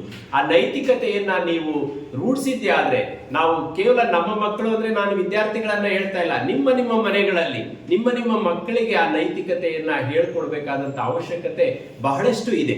ಹಾಗಾಗಿ ಧರ್ಮ ಅನ್ನೋದು ಬಸವಣ್ಣನವರ ಹಿನ್ನೆಲೆಯಲ್ಲಿ ನಾವು ಹೇಳುವಾಗ ಬಹಳ ಮುಖ್ಯ ಆಗುತ್ತೆ. ಯಾವುದೇ ಧರ್ಮದ ಸಂಕೋಲೆಯನ್ನ ನಾವು ಕಟ್ಕೊಳ್ಳದೆ ನಾವು ಸ್ವತಂತ್ರರಾಗಿ ನಾವು ಮುಂದೆ ಹೋಗ್ಬೇಕು ಅನ್ನೋ ಮನೋಭಾವದಲ್ಲಿ ಬಸವಣ್ಣನವರು ಬಂದ್ರು. ಇದೇ ರೀತಿ ಹಲವಾರು ಧರ್ಮಗಳು ಬೆಳಕಿಗೆ ಬಂದಿದ್ದಾವೆ. ಅನಂತರ ಇವತ್ತು ನೋಡಿ 12ನೇ ಶತಮಾನದಲ್ಲಿ ಬಂದಂತ ಆ ವೀರಶೈವ ಧರ್ಮ ಅಥವಾ ಬಸವಣ್ಣನವರ ತತ್ವ ಸಿದ್ಧಾಂತ ಇದೆಯಲ್ಲ, ಇವತ್ತಿಗೂ ಸಹ ಪ್ರಸ್ತುತ. 22ನೇ ಶತಮಾನಕ್ಕೆ ಬಂದ್ರೂ ಸಹ ನಾವು ಅದು ಪ್ರಸ್ತುತ. ಬೇರೆ ಧರ್ಮಗಳು ಅಷ್ಟೊಂದು ಪ್ರಚಲಿತದಲ್ಲಿಲ್ಲ, ಆದ್ರೆ ಆ ಬಸವಣ್ಣನವರ ತತ್ವ ಸಿದ್ಧಾಂತಗಳು ಪ್ರಚಲಿತದಲ್ಲಿದ್ದಾವೆ. ಅವ್ರು ಹೇಳ್ತಕ್ಕಂಥ ಯಾವ್ದಾದ್ರು ಒಂದು ತತ್ವವನ್ನ ನಾವು ಸ್ವೀಕರಿಸಿದ್ದೆ ಆದ್ರೂ ಸಹ ನಾವು ಖಂಡಿತ ಶ್ರೇಷ್ಠವಾಗ್ತೀವಿ. ಆದ್ರೆ ಏನು ಅಂದ್ರೆ ಕೇವಲ ಆಚರಣೆಗಷ್ಟೇ ಇಡ್ತಾ ಇದ್ದೀವಿ, ಆಚರಣೆಗಷ್ಟೇ ಬಸವಣ್ಣನನ್ನ ಫಾಲೋ ಮಾಡ್ತಾ ಇದ್ದೀವಿ. ಆದ್ರೆ ಬಸವಣ್ಣ ಹೇಳಿದಂತ ತತ್ವಗಳನ್ನ ನಾವು ಪಾಲಿಸೋದ್ರಲ್ಲಿ ವಿಫಲರಾಗಿದ್ದೀವಿ. ಅದೇ ರೀತಿನೇ ಅಂಬೇಡ್ಕರ್ ಸಹ ಅಷ್ಟೇನೆ. ಇವತ್ತು ಅಂಬೇಡ್ಕರ್ ಅವರು ಕಟ್ಟಿಕೊಟ್ಟಂತ ಸಂವಿಧಾನ ಸಮ ಸಮಾಜದ ನಿರ್ಮಾಣಕ್ಕೆ ಪ್ರಮುಖವಾದಂತ ಅಡಿಗಲ್ಲು. ಏನು ಬಸವಣ್ಣನವರು ಹಾಕಿದ್ರು ಅದರ ಹಿನ್ನೆಲೆಯಲ್ಲಿ ಅಂಬೇಡ್ಕರ್ ಅವರು ಸಹ ಮುಂದೆ ಬರ್ತಾರೆ. ಅಂದ್ರೆ ಸಂವಿಧಾನದ ಮೂಲಕ ಕಾನೂನಾತ್ಮಕವಾಗಿ ಸಮ ಸಮಾಜವನ್ನ ನಿರ್ಮಾಣ ಮಾಡಬೇಕು, ಈ ಜಾತಿ ಅಂತಕ್ಕಂಥ ಪೆಡಂಭೂತವನ್ನ ಕಿತ್ತೊಗಿಬೇಕು ಅನ್ನೋ ಒಂದು ಮನೋಭಾವದಿಂದ ಸೃಷ್ಟಿ ಮಾಡಿದಂಥವ್ರು. ಆದ್ರೆ ಇವತ್ತು ಅಂಬೇಡ್ಕರ್ ಅವರಂತ ಮಹಾನ್ ವ್ಯಕ್ತಿಯನ್ನು ಸಹ ನಾವು ಯಾವುದೋ ಒಂದು ಜನಾಂಗಕ್ಕೆ ಮೀಸಲಾಗಿರಿಸಿ ಮಾತನಾಡ್ತಕ್ಕಂಥದ್ದನ್ನ ನಮ್ಮ ಶಿಕ್ಷಕ ವರ್ಗಗಳು ಸಹ ಕಲಿತಾ ಬಂದಿದ್ದಾರೆ. ಅಂದ್ರೆ ಯಾಕೆ ಇದು ಇಂತಹ ಒಂದು ದುರಂತ ನಮ್ಮ ಸಮಾಜದಲ್ಲಿ ಇರುವಾಗ ಎಲ್ಲಿ ನಾವು ಈಕ್ವಲ್ ಸೊಸೈಟಿಯನ್ನ ಸೃಷ್ಟಿ ಮಾಡೋದಕ್ಕೆ ಸಾಧ್ಯ ಆಗುತ್ತೆ? ಇವುಗಳ ಹಿನ್ನೆಲೆಯಲ್ಲಿ ನಾವು ಶಿಕ್ಷಕರಾಗಿ ಖಂಡಿತವಾಗಿಯೂ ನಮ್ಮನ್ನ ನಾವು ವಿಮರ್ಶೆಗೊಳಪಡಿಸ್ಬೇಕಾಗುತ್ತೆ, ನಮ್ಮನ್ನು ನಾವು ಕ್ರಿಟಿಸೈಸ್ ಮಾಡ್ಕೊಬೇಕಾಗುತ್ತೆ. ನಾನು ಎಷ್ಟರ ಮಟ್ಟಿಗೆ ಇದನ್ನ ಪಾಲಿಸ್ತಾ ಇದ್ದೀನಿ, ಈ ಜಾತಿಯಿಂದ ಹೊರಗಡೆ ಎಷ್ಟು ಬಂದಿದ್ದೀನಿ, ಎಷ್ಟರ ಮಟ್ಟಿಗೆ ಸಾಧ್ಯ ಆಗಿದೆಯಾ ಅನ್ನೋದನ್ನ ಪ್ರಶ್ನೆ ಮಾಡಿಕೊಂಡವಾಗ ನಾವು ನಿಜವಾಗಿಯೂ ಈ ಸಮ ಸಮಾಜ ನಿರ್ಮಾಣದ ವಕ್ತಾರರಾಗ್ತೀವಿ. ನಾವು ಅವುಗಳನ್ನ ಕಟ್ತಕ್ಕಂಥ ಶಕ್ತಿ ನಮ್ಮಗಳಲ್ಲಿದೆ, ನಮ್ಮ ಶಿಕ್ಷಕ ವರ್ಗದಲ್ಲಿದೆ. ಆದ್ರೆ ಶಿಕ್ಷಕ ವರ್ಗ ಆದಷ್ಟು ಅದರಿಂದ ಕೆಲವೊಂದು ಮೌಢ್ಯ ಮತ್ತು ಈ ಜಾತಿ ಅಂತಕ್ಕಂಥ ಮನೋಭಾವನೆಯಿಂದ ಹೊರಗಡೆ ಬರಬೇಕಾಗುತ್ತೆ. ಇದನ್ನ ಅಂಬೇಡ್ಕರ್ ಅವರು ಹಾಕಿಕೊಟ್ಟಿದ್ದಾರೆ. ಅನಂತರ ವಿವೇಕಾನಂದರು ಸಹ ಬಹಳ ಸ್ಪಷ್ಟವಾಗಿ ಹೇಳ್ತಾರೆ, ಎಷ್ಟರ ಮಟ್ಟಿಗೆ ನೀವು ಎಲ್ಲಿಯವರೆಗೆ ಈ ಮನುಷ್ಯತ್ವ ಮಾನವೀಯತೆ ಅನ್ನೋದು ರೂಢಿಸ್ಕೊಳ್ಳೋದಿಲ್ವೋ ಅಲ್ಲಿವರೆಗೂ ಸಹ ಯಾವ ಧರ್ಮವೂ ಬೇಡ ಅಂತಾರೆ ವಿವೇಕಾನಂದರು. ಎಲ್ಲಾ ಧರ್ಮಗಳನ್ನ ಕಿತ್ತೊಗೆದು ಮಾನವ ಧರ್ಮ, ಅದನ್ನೇ ಕುವೆಂಪು ಅವರು ವಿಶ್ವ ಮಾನವ ಧರ್ಮ ಅಂತಕ್ಕಂಥದ್ದನ್ನು ಸಹ ಬೋಧನೆ ಮಾಡ್ತಾರೆ. ಅಂದ್ರೆ ನಾವೆಲ್ಲ ವಿಶ್ವ ಮಾನವರಾಗಬೇಕು, ಯಾವುದೋ ಒಂದು ಸಣ್ಣ ಒಂದು ಮೂಲೆಯಲ್ಲಿ ಸೇರ್ತಕ್ಕಂಥ ಹುಳುಗಳಾಗಬಾರದು ಅಂತಕ್ಕಂಥ ಮನೋಭಾವನೆಯನ್ನ ಸೃಷ್ಟಿ ಮಾಡ್ತಾರೆ. ಅಂಬೇಡ್ಕರ್ ಅವರು ಧರ್ಮದ ಬಗ್ಗೆ ಹೇಳ್ತಾ ಮಾರ್ಕ್ಸ್ ಅದನ್ನ ಧರ್ಮ ಒಂದು ಅಫೀಮು ಅಂತ ಕರೀತಾರೆ ಮಾರ್ಕ್ಸ್. ಅದೇ ಅಂಬೇಡ್ಕರ್ ಅವರು ಬಡ ಜನರ ಉದ್ಧಾರಕ್ಕೆ ಅಡ್ಡಿ ಆಗ್ತಕ್ಕಂಥ ಧರ್ಮವಲ್ಲ, ಆ ಬಡ ಜನರಿಗ ಅನುಕೂಲಕ್ಕೋಸ್ಕರ ಇರ್ತಕ್ಕಂಥ ಧರ್ಮವೇ ಶ್ರೇಷ್ಠ ಧರ್ಮ ಅಂತ. ಅಂದ್ರೆ ಅವರು ವಿದ್ಯಾವಂತರಾಗಬೇಕು ಅನ್ನೋದನ್ನ ಬಹಳ ಸ್ಪಷ್ಟವಾಗಿ ಹೇಳ್ತಾ ಹೋಗ್ತಾರೆ. ಈ ಧರ್ಮಗಳಲ್ಲಿ ಒಂದು ವಿಂಗಡಣೆ ಮಾಡ್ತಕ್ಕಂಥ ಕೆಲವೊಂದನ್ನ ಮಾತ್ರ ನಿಮ್ಗೆ ಹೇಳಿ ಮುಂದಕ್ಕೆ ಹೋಗ್ತೀನಿ. ಒಂದು ಪ್ರಮುಖವಾಗಿ ನಾವು ಇದು ಬಿಟ್ಟುಬಿಡಿ, ಏನು ನಾವು ಕಟ್ಕೊಂಡಿರ್ತಕ್ಕಂಥ ಮತ ಧರ್ಮಗಳಲ್ಲ ನಾನು ಹೇಳ್ತಕ್ಕಂಥದ್ದು, ನಾವು ಪಾಲಿಸ್ತಕ್ಕಂಥ ಧರ್ಮ ನಿತ್ಯ ಧರ್ಮ. ಅಂದ್ರೆ ನಾವು ನಿತ್ಯ ಜೀವನದಲ್ಲಿ ಬೆಳಗ್ಗೆ ಎದ್ದ ತಕ್ಷಣ ನೀವೇನ್ ಮಾಡ್ತೀರಾ, ಏನು ನೆಕ್ಸ್ಟ್ ನಿಮ್ ಪಾಠ ಮಾಡೋದು, ಇನ್ನೊಂದು ನಿಮ್ಮ ಕರ್ತವ್ಯ ಏನಿದೆ ಅದನ್ನ ಯಶಸ್ವಿಯಾಗಿ ಸ್ಪಷ್ಟವಾಗಿ ನೀವು ನಿಭಾಯಿಸೋದನ್ನೇ ನಾವು ನಿತ್ಯ ಧರ್ಮ ಅಂತ ಹೇಳೋದು. ಅಂದ್ರೆ ಪ್ರತಿನಿತ್ಯ ನಾವು ಪಾಲಿಸ್ತೀವಲ್ಲ ಆ ಒಂದು ಕರ್ತವ್ಯ ಪ್ರಜ್ಞೆ, ಅದನ್ನೇ ನಿತ್ಯ ಧರ್ಮ ಅಂತ ಹೇಳ್ತಕ್ಕಂಥದ್ದು. ಇನ್ನೊಂದು ಸ್ವಧರ್ಮ, ಅಂದ್ರೆ ನಮ್ಮಲ್ಲಿ ಎಲ್ಲರಲ್ಲೂ ಒಂದೊಂದು ತತ್ವ ಇದೆ, ಅದನ್ನ ನೀವು ಸ್ಪಷ್ಟವಾಗಿ ಪಾಲಿಸ್ಬೇಕಾಗುತ್ತೆ. ಹೇಗಾಗುತ್ತೆ ಅಂದ್ರೆ ಇವತ್ತು ಏನೋ ಒಂದು ಮಾತಾಡ್ತೀವಿ, ನಾಳೆ ಒಂದೇನೋ ಮಾತಾಡ್ತೀವಿ, ಅದ ಆಗ್ಬಾರ್ದು. ಆ ಸ್ವಧರ್ಮ ಯಾವಾಗ ನಿಮ್ಮಲ್ಲಿರ್ತಕ್ಕಂಥ ಒಂದು ಶಕ್ತಿಯನ್ನ ಅದು ಬಡಿದೆಬ್ಬಿಸ್ತಾ ಇರುತ್ತೆ. ಅಂದ್ರೆ ನಿಮ್ಮಲ್ಲಿ ಒಂದು ದೊಡ್ಡ ಶಕ್ತಿ ಇರುತ್ತೆ, ಆ ಶಕ್ತಿಯನ್ನ ಪ್ರೇರೇಪಣೆ ಕೊಡ್ತಾ ಹೋಗುತ್ತೆ. ಇದು ಸರಿ, ಇದು ಕರೆಕ್ಟು, ಇದು ನೀನ್ ಮುನ್ನುಗ್ಗು, ಇದರಿಂದ ನೀನು ಸಫಲನಾಗ್ತೀಯಾ ಅಂತಕ್ಕಂಥ ಮನೋಭಾವನೆಯನ್ನ ಸೃಷ್ಟಿ ಮಾಡೋದೇ ನಮ್ಮ ಸ್ವಧರ್ಮ. ಇನ್ನ ಬಹಳಷ್ಟು ಅಪಾಯಕಾರಿಯಾಗಿರ್ತಕ್ಕಂಥದ್ದು ಅಂದ್ರೆ ವರ್ಣಧರ್ಮ. ವರ್ಣಧರ್ಮ ಈಗಾಗಲೇ ನಿಮ್ಮೆಲ್ಲರಿಗೂ ಗೊತ್ತಿದೆ, ಅದು ಎಷ್ಟರ ಮಟ್ಟಿಗೆ ಜಾತಿಯನ್ನ ಸೃಷ್ಟಿ ಮಾಡ್ತು. ಏನು ಬ್ರಾಹ್ಮಣ, ಕ್ಷತ್ರಿಯ, ವೈಶ್ಯ, ಶೂದ್ರ, ಅಂತ್ಯಜ ಅಂತಕ್ಕಂಥ ಈ ಪಂಗಡಗಳನ್ನ ವಿಂಗಡಣೆ ಮಾಡ್ತು ವೇದಗಳಲ್ಲಿ. ಅವುಗಳು ನಮಗೆ ಇವತ್ತಿಗೂ ಸಹ ಮಾರಕ ಆಗ್ತಿದೆ. ಅದು ಗೊತ್ತಾಗ್ತಿಲ್ಲ ಏನಕ್ಕೆ ಸೃಷ್ಟಿ ಆಯ್ತು ಅವತ್ತು, ಇವತ್ತು ಅದನ್ನೇ ಹಿಡ್ಕೊಂಡು ಹೋಗ್ತಾ ಇದ್ದೀವಲ್ಲ, ಎಷ್ಟರ ಮಟ್ಟಿಗೆ ನಾವು ವಿದ್ಯಾವಂತರಾಗಿದ್ದೀವಿ ಅಂತ ನೋಡಿದವಾಗ ಇದಕ್ಕೆ ನಿಜವಾಗಿ ಶಿಕ್ಷಣದ ಅವಶ್ಯಕತೆ ಇದೆ ಅನ್ನೋದು ತಿಳಿಯುತ್ತೆ. ನೆಕ್ಸ್ಟ್ ಆಶ್ರಮ ಧರ್ಮ. ಈ ಆಶ್ರಮ ಧರ್ಮ ಬಹಳ ಉತ್ತಮವಾಗಿತ್ತು. ಏನು ಬ್ರಹ್ಮಚರ್ಯ, ಗೃಹಸ್ಥ, ವಾನಪ್ರಸ್ಥ ಅಂತಕ್ಕಂಥ ಈ ಆಶ್ರಮಗಳ ಕಲ್ಪನೆ ಏನಿದೆ ಬಹಳ ಉತ್ತಮವಾಗಿ, ಆದ್ರೆ ಅವತ್ತು ಬೇರೆ ರೀತಿಯ ಕಲ್ಪನೆ ಇತ್ತು. ಬ್ರಹ್ಮಚರ್ಯದಲ್ಲಿ ಏನು ವಿದ್ಯಾಭ್ಯಾಸ ಮತ್ತೆ ನಮ್ಮದೇ ಆದಂತ ಬೆಳವಣಿಗೆಗಳನ್ನ ಕೊಡ್ತಾ ಇದ್ದಿದ್ದು. ಗೃಹಸ್ಥ, ಅನಂತರದ ಜೀವನ, ಸಾಂಸಾರಿಕ ಜೀವನ, ಜೊತೆಗೆ ಅದೆಲ್ಲ ಮುಗಿದ ನಂತರ ಕೊನೆಗೆ ವಾನಪ್ರಸ್ಥ. ಇವತ್ತು ನಾವೇ ಕಳಿಸ್ಕೊಟ್ಬಿಡ್ತಾ ಇದ್ದೀವಿ. ವಾನಪ್ರಸ್ಥಕ್ಕೆ ಅವ್ರು ಹೋಗೋದಿಲ್ಲ, ಈಗ ಮಕ್ಕಳೇ ಕಳಿಸ್ಕೊಟ್ಬಿಡ್ತಾರೆ ಎಲ್ಲಿಗೆ, ವೃದ್ಧಾಶ್ರಮಕ್ಕೆ ಅಥವಾ ಅನಾಥಾಶ್ರಮಕ್ಕೆ. ಅಂದ್ರೆ ಎಷ್ಟು ಮಟ್ಟಿಗೆ ಇದು ಆಗ್ತಾ ಇದೆ ಅಂದ್ರೆ, ಅವತ್ತು ವಾನಪ್ರಸ್ಥ ಅಂದ್ರೆ ಮಕ್ಕಳಿಗೆ ಜವಾಬ್ದಾರಿಯನ್ನ ನೀಡಿ ನಾವು ಆ ಜವಾಬ್ದಾರಿಯಿಂದ ಮುಕ್ತಿ ಹೊಂದತಕ್ಕಂಥದ್ದು ಅನ್ನೋದಿತ್ತು. ಆದ್ರೆ ಇವತ್ತು ಎಷ್ಟೋ ತಂದೆ ತಾಯಿನೂ ಸಹ ಮಕ್ಕಳಿಗೆ ಜವಾಬ್ದಾರಿ ಕೊಡಕ್ಕೂ ಎದುರ್ತಾ ಇದ್ದೀವಿ. ಅಂದ್ರೆ ಯಾಕೆ ಅಂದ್ರೆ ಅದನ್ನ ನಾನೇ ಅನುಭವಿಸ್ಬೇಕು ಅಂತಕ್ಕಂಥ ಸ್ವಾರ್ಥದ ಮನಸ್ಸು ನಮ್ಮದು ಆಗ್ತಾ ಇದೆ. ಹಾಗಾಗಿ ಇವತ್ತು ಎಷ್ಟೋ ಕಡೆ ತಂದೆ ತಾಯಿಯನ್ನ ಕೊಲೆ ಮಾಡ್ತಾ ಇರೋದು, ಇನ್ನೊಂದು ನಾವುಗಳು ನೋಡಿದವಾಗ ಬಹಳ ಬೇಸರ ಆಗಿದೆ. ಇಲ್ಲಿ ಧರ್ಮದ ಎಲ್ಲಿ ಕಲಿಸಿದೀವಿ ನಾವು ಅನ್ನೋದು, ಅದನ್ನೇ ನಾನು ಹೇಳಿದ್ದು, ಮೊದಲು ನಮ್ಮ ಮಕ್ಕಳಿಗೆ ಕಲಿಸ್ಬೇಕು ಅಂತ. ಆ ತಂದೆ ತಾಯಿಯನ್ನ ಅವ್ರು ಸಾಯಿಸಿದ್ದಾರೆ ಅಂದ್ರೆ ಅದಕ್ಕೆ ಕಾರಣ ಮತ್ತೆ ತಂದೆ ತಾಯಿನೇ. ಅಂದ್ರೆ ಮೊದಲಿಗೆ ಅವ್ರು ಕಲಿಸ್ಕೊಟ್ಟಿರ್ತಕ್ಕಂಥ ನೈತಿಕತೆ ಏನು ಅನ್ನೋದನ್ನ ಪ್ರಶ್ನೆ ಮಾಡಬೇಕಾಗುತ್ತೆ. ಹೀಗಾಗಿ ಕೆಲವೊಂದನ್ನ ನಾವು ನೋಡಬಹುದು. ಮತ್ತೆ ನಿಮಿತ್ತ ಧರ್ಮ ಅಂದ್ರೆ, ನಿಮಿತ್ತ ಅಂದ್ರೆ ನಿಗದಿತವಾಗಿರ್ತಕ್ಕಂಥದ್ದು, ನಿಗದಿಪಡಿಸಿರೋದು. ಯಾವುದು? ಈಗ ನಾನು ಹೇಳಿದೆ ಸೋಮವಾರ ನೀವು 8 ಗಂಟೆಗೆ ಬರಬೇಕು, ಇದು ನಿಗದಿತ ಧರ್ಮ. ಅಂದ್ರೆ ನಾವು ನಮಗೆ ಹಾಕೊಳ್ತಕ್ಕಂಥ ಒಂದು ಚೌಕಟ್ಟದು, ಆ ಚೌಕಟ್ಟಿನೊಳಗೆ ನಾವು ಪಾಲಿಸ್ಬೇಕಾಗುತ್ತೆ. ಅದನ್ನು ಪಾಲಿಸದೆ ಹೋದ್ರೆ ನಾವು ಯಾವ್ದ್ರಲ್ಲೂ ಸಹ ಸಕ್ಸಸ್ ಆಗಕ್ಕಾಗೋದಿಲ್ಲ. ಇವತ್ತು ಒಂದೊಂದು ಸಹ ಅದನ್ನ ಪಾಲಿಸ್ಬೇಕು. ನಾವೆಲ್ಲಾನು ಫ್ರೀಡಮ್ ಅಂತ ಬಿಡಿ, ನಾವ್ ಯಾವ್ದು ಮಾಡೋದಿಲ್ಲ. ಹಾಗಾಗಿ ಕೆಲವೊಂದನ್ನ ನಿಯಮಿತವಾಗಿ ಒಂದು ಫಿಕ್ಸ್ ಮಾಡ್ಕೊಳ್ತೀವಲ್ಲ, ಅದನ್ನ ಪಾಲಿಸ್ತಕ್ಕಂಥದ್ದೇನೆ ನಿಮಿತ್ತವಾದಂತಹ ಒಂದು ಧರ್ಮ. ನೆಕ್ಸ್ಟ್ ಆಪತ್ ಧರ್ಮ ಅಂತ ಕರಿತೀವಿ. ಇದು ಸಹಜವಾಗಿ ಎಲ್ಲರಿಗೂ ಗೊತ್ತಿರುತ್ತೆ. ಆಪತ್ ಧರ್ಮ ಅಂದ್ರೆ ಕಷ್ಟ ಕಾಲದಲ್ಲಿ ಆದವ್ರನ್ನ ನೀವೇನಂತೀರಾ? ದೇವರು ಅಂತೀರಾ. ನಿಮಗೆ ಸಮಸ್ಯೆ ಇರೋವಾಗ ಯಾರು ನಿಮಗೆ ಸಪೋರ್ಟ್ ಮಾಡಿದ್ರೆ ಅವ್ರು ದೇವ್ರು ಬಂದು ಸಪೋರ್ಟ್. ಇದು ಆಪತ್ ಧರ್ಮ. ಅಂದ್ರೆ ನಮ್ಮ ಕಷ್ಟದಲ್ಲಿ ನಮಗೆ ಸಮಯಕ್ಕೆ ಸರಿಯಾಗಿ ನಮ್ಮನ್ನ ಸಹಕಾರವನ್ನು ನೀಡಿ ನಮ್ಮನ್ನ ಆ ಕಷ್ಟದಿಂದ ಪಾರು ಮಾಡ್ತಾರಲ್ಲ, ಅದು ನಮ್ಮಲ್ಲಿ ಬೆಳೆಸ್ಕೊಬೇಕಾಗುತ್ತೆ ಕೆಲವೊಂದ್ಸಾರಿ. ಆದ್ರೆ ಇವತ್ತು ಅದರಿಂದ ಬಹಳಷ್ಟು ಮೋಸ ಹೋಗೋದೇ ಜಾಸ್ತಿ ಆಗಿದೆ. ಯಾರೋ ಒಬ್ರಿಗೆ ಸಪೋರ್ಟ್ ಮಾಡೋಣ ಅಂತ ಹೋದ್ರೆ ಇನ್ನು 5 ಜನ ಮೋಸ ಮಾಡ್ಬಿಟ್ಟಿರ್ತಾರೆ. ಹಾಗಾಗಿ ಏನಾಗುತ್ತೆ, ಎಲ್ಲೋ ಒಂದು ಕಡೆ ನಾವು ಸಹಾಯ ಮಾಡೋ ಮನಸ್ಸನ್ನು ಸಹ ಕಳ್ಕೊಳ್ತಾ ಹೋಗ್ತೀವಿ. ಇದು ಬಹಳಷ್ಟು ಇತ್ತೀಚೆಗೆ ನಡೀತಾ ಇರ್ತಕ್ಕಂಥ ಒಂದು ಮನಸ್ಥಿತಿ. ಆದ್ರೆ ಮೊದಲು ಸಾಮಾನ್ಯ ಮಾತು ಕೊಟ್ಟಿದ್ದೀವಿ ಅಂದ್ರೆ ಆ ಮಾತನ್ನ ಉಳಿಸ್ಕೊಳ್ತಾ ಇದ್ರು. ಎಷ್ಟು ಅಗ್ರಿಮೆಂಟ್ ಇಲ್ದಿರಾ, ಯಾವುದೇ ಒಂದು ರಿಜಿಸ್ಟ್ರೇಷನ್ ಇಲ್ದಿರಾ ಸಾಲಗಳು ಕೊಡ್ತಾ ಇದ್ರು, ಜಮೀನುಗಳು ತಗೊಳ್ತಾ ಇದ್ರು. ಆದ್ರೆ ಇವತ್ತು ಕೊನೆವರೆಗೂ ನಮಗೆ ನಂಬಿಕೆನೇ ಇರೋದಿಲ್ಲ, ಆಗಿದೆಯಾ ಇಲ್ವಾ ಅನ್ನೋ ಮನೋಭಾವ. ಹಾಗಾಗಿ ಇವುಗಳನ್ನ ಆದಷ್ಟು ಪಾಲಿಸ್ತಕ್ಕಂಥದ್ದು, ಕಷ್ಟ ಕಾಲದಲ್ಲಿ ಆದವ್ರನ್ನ ಯಾವ ರೀತಿ ನಾವು ಸ್ಮರಿಸಬೇಕು ಅನ್ನೋದನ್ನು ಸಹ ಆ ಆಪತ್ ಧರ್ಮ ಕಲಿಸ್ಕೊಡುತ್ತೆ. ಇನ್ನ ಕೊನೆಯದು ಯುಗ ಧರ್ಮ ಅಂತ ಕರಿತೀವಿ. ಕಾಲಘಟ್ಟ, ಅದು ಎಷ್ಟನೇ ವರ್ಷದಿಂದ ಏನ್ ನೀವು ಕಲಿಯುಗ ಅಥವಾ ತ್ರೇತಾಯುಗ ಇವುಗಳನ್ನೆಲ್ಲ ಸೃಷ್ಟಿ ಮಾಡ್ಕೊಂಡು ಬಂದಿದ್ದೀವಿ, ಅದು ಯುಗದ ಒಂದು ಕಾಲಘಟ್ಟದ ಧರ್ಮ. ಇವುಗಳೆಲ್ಲ ಒಂದೊಂದು ಸಹ ಮುಖ್ಯವಾಗ್ತಾ ಹೋಗ್ತವೆ. ಹಾಗಾಗಿ ಧರ್ಮ ಅಂತಕ್ಕಂಥದ್ದು ಒಟ್ಟಾರೆಯಾಗಿ ನಮ್ಮ ಸಾಧನೆಗೆ ಅಡ್ಡಿ ಆಗ್ತಕ್ಕಂಥದ್ದು ಧರ್ಮ ಅಲ್ಲ, ನಮ್ಮ ಸಾಧನೆಗೆ ಪ್ರೇರೇಪಣೆಯನ್ನ ನೀಡ್ತಕ್ಕಂಥದ್ದೇ ನಿಜವಾದ ಧರ್ಮ. ಯಾವ ಧರ್ಮನೇ ಆಗಲಿ ಅದು ಪ್ರೇರೇಪಣೆಯನ್ನ ಕೊಡ್ಬೇಕು ನಮ್ಮ ಸಾಧನೆಗೆ ಅನ್ನೋದನ್ನ ಬಹಳ ಸ್ಪಷ್ಟವಾಗಿ ಹೇಳ್ತಾರೆ. ಆ ಸಾಧನೆಗೆ ಅಡ್ಡಿ ಆಗ್ತಕ್ಕಂಥ, ಶಿಕ್ಷಣಕ್ಕೆ ಅಡ್ಡಿ ಆಗ್ತಕ್ಕಂಥ ಧರ್ಮ ಅದು ವರ ಅಲ್ಲ, ಅದು ಶಾಪ ಆಗುತ್ತೆ ಅಂತ ಅಂಬೇಡ್ಕರ್ ಅವರು ಸಹ ಸ್ಪಷ್ಟವಾಗಿ ಹೇಳ್ತಾ ಹೋಗ್ತಾರೆ. ಹೀಗಾಗಿ ಒಂದೊಂದು ಸಹ ಈ ಧರ್ಮಗಳು, ನಾನು ಅದನ್ನ ಯಾಕೆ ಅದು ರಾಜಕೀಯವನ್ನ ತಗೊಂಡಿದ್ದೀನಿ ಅಲ್ಲಿ ಅಂದ್ರೆ, ಈ ಧರ್ಮ ಕೇಂದ್ರ ಬಿಂದು, ನಮ್ಮೆಲ್ಲರಿಗೂ ಕೇಂದ್ರ ಬಿಂದು. ಈ ಕೇಂದ್ರ ಬಿಂದುವಿನ ಸುತ್ತ ರಾಜಕೀಯ ಮತ್ತು ಶಿಕ್ಷಣ ಸುತ್ತಾ ಇದೆ. ಆದ್ರೆ ರಾಜಕೀಯ ಎಷ್ಟರ ಮಟ್ಟಿಗೆ ಇವತ್ತು, ಮೊದಲು ಇತ್ತು, ಮೊದಲಿಂದನೂ ಸಹ ನಮ್ಮಲ್ಲಿ ಕನ್ನಡ ಸಾಹಿತ್ಯದಲ್ಲಿ ಪಂಪ ಬಹಳ ಚೆನ್ನಾಗಿ ಹೇಳ್ತಾರೆ, ರಾಜರೆಂಬುವರ ಅವಿವೇಕಿಗಳು ಓಲೈಸಿ ಬಾಳುವುದೇ ಕಷ್ಟಮ್ಮಿಗ ಅಂದ್ಬಿಟ್ಟ.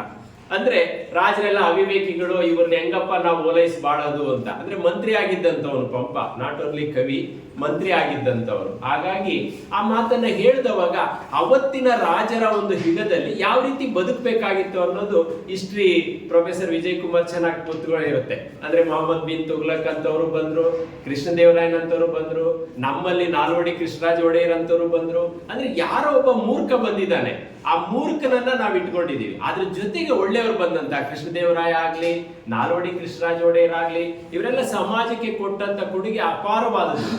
ಅದೇ ನಾವು ಕೆಲವೊಂದನ್ನ ಇವತ್ತು ನಾನು ಹೆಚ್ಚು ಸಾಮಾನ್ಯವಾಗಿ ನೆನಪಿಸೋದು ಅಂದ್ರೆ ತಾಜ್ ಮಹಲ್ ನಿರ್ಮಾಣ ಮಾಡಿದಂತ ಹಿಸ್ಟ್ರಿ ಬಹಳ ನಾವು ಅದನ್ನ ಮರೆತು ಬಿಟ್ಟಿದ್ದೀವಿ. ತಾಜ್ ಮಹಲ್ ಮಾತ್ರ ಹೋಗ್ಬಿಡ್ತೀವಿ. ಆದ್ರೆ ತಾಜ್ ಮಹಲ್ ಕಟ್ಟೋದಕ್ಕೋಸ್ಕರ, ತನ್ನ ಪತ್ನಿಗೋಸ್ಕರ ಮಾಡಿದಂತ ಆ ಕೆಲಸದಲ್ಲಿ ಎಷ್ಟು ಸಾವಿರ ಜನಗಳು ಪ್ರಾಣಾರ್ಪಣೆಯನ್ನ ಮಾಡಿದ್ರು ಅಂತ ನಾವು ನೋಡೋದಿಲ್ಲ. ಸುಮಾರು ಎಷ್ಟು ವರ್ಷ ಅಂತ ಗೊತ್ತಿಲ್ಲ ವಿಜಯ್ ಕುಮಾರ್, ಎಷ್ಟು ವರ್ಷದ ಅಡ್ವಾನ್ಸ್ ತೆರಿಗೆಯನ್ನ ಕಲೆಕ್ಟ್ ಮಾಡ್ತಾನಾತ? 20 years. ನೋಡಿ, 20 ವರ್ಷದ ತೆರಿಗೆಯನ್ನ ಅಡ್ವಾನ್ಸ್ ಆಗಿ ಕಲೆಕ್ಟ್ ಮಾಡಿದ್ರೆ ಇವತ್ತು ನಾವು ಏನನ್ನ 6 ತಿಂಗಳದ್ದು ಮುಂಚೆ ಹಾಕ್ಬಿಟ್ರೆ ಸರ್ಕಾರ, ನಾವು ಸುಮ್ಮನೆ ಇರ್ತೀವ?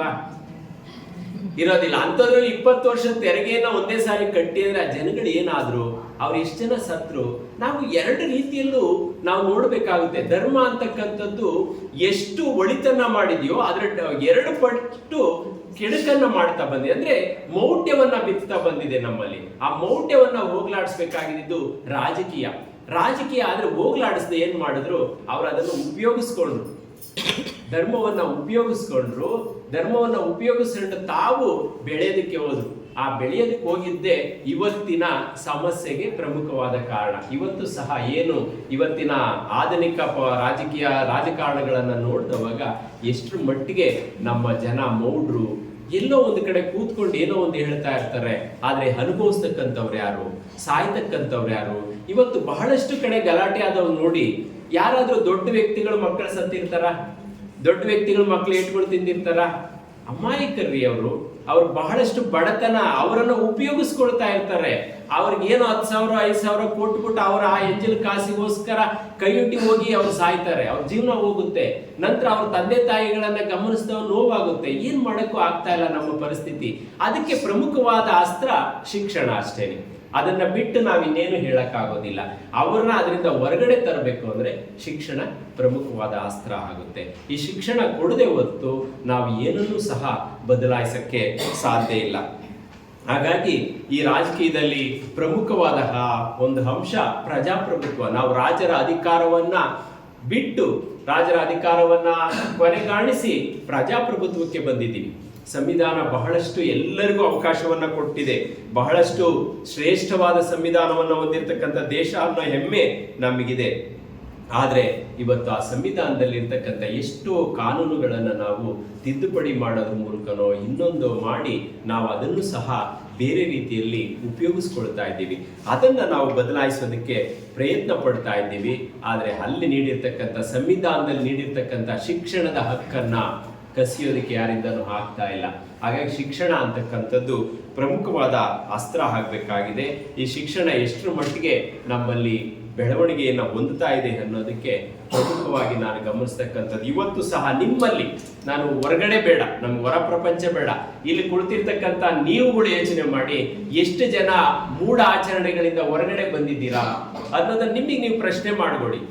ಈ ಮೌಢ್ಯದಿಂದ ಹೊರಬರದ ಹೊರತು, ಅದರಲ್ಲೂ ಹೇಳ್ತೀನಿ, ಕೆಳವರ್ಗ ಮತ್ತೆ ಮಿಡ್ಲ್ ಕ್ಲಾಸ್ ಪೀಪಲ್ ಎಂದಿಗೂ ಸಹ ಮೇಲೇರಕ್ಕಾಗೋದಿಲ್ಲ.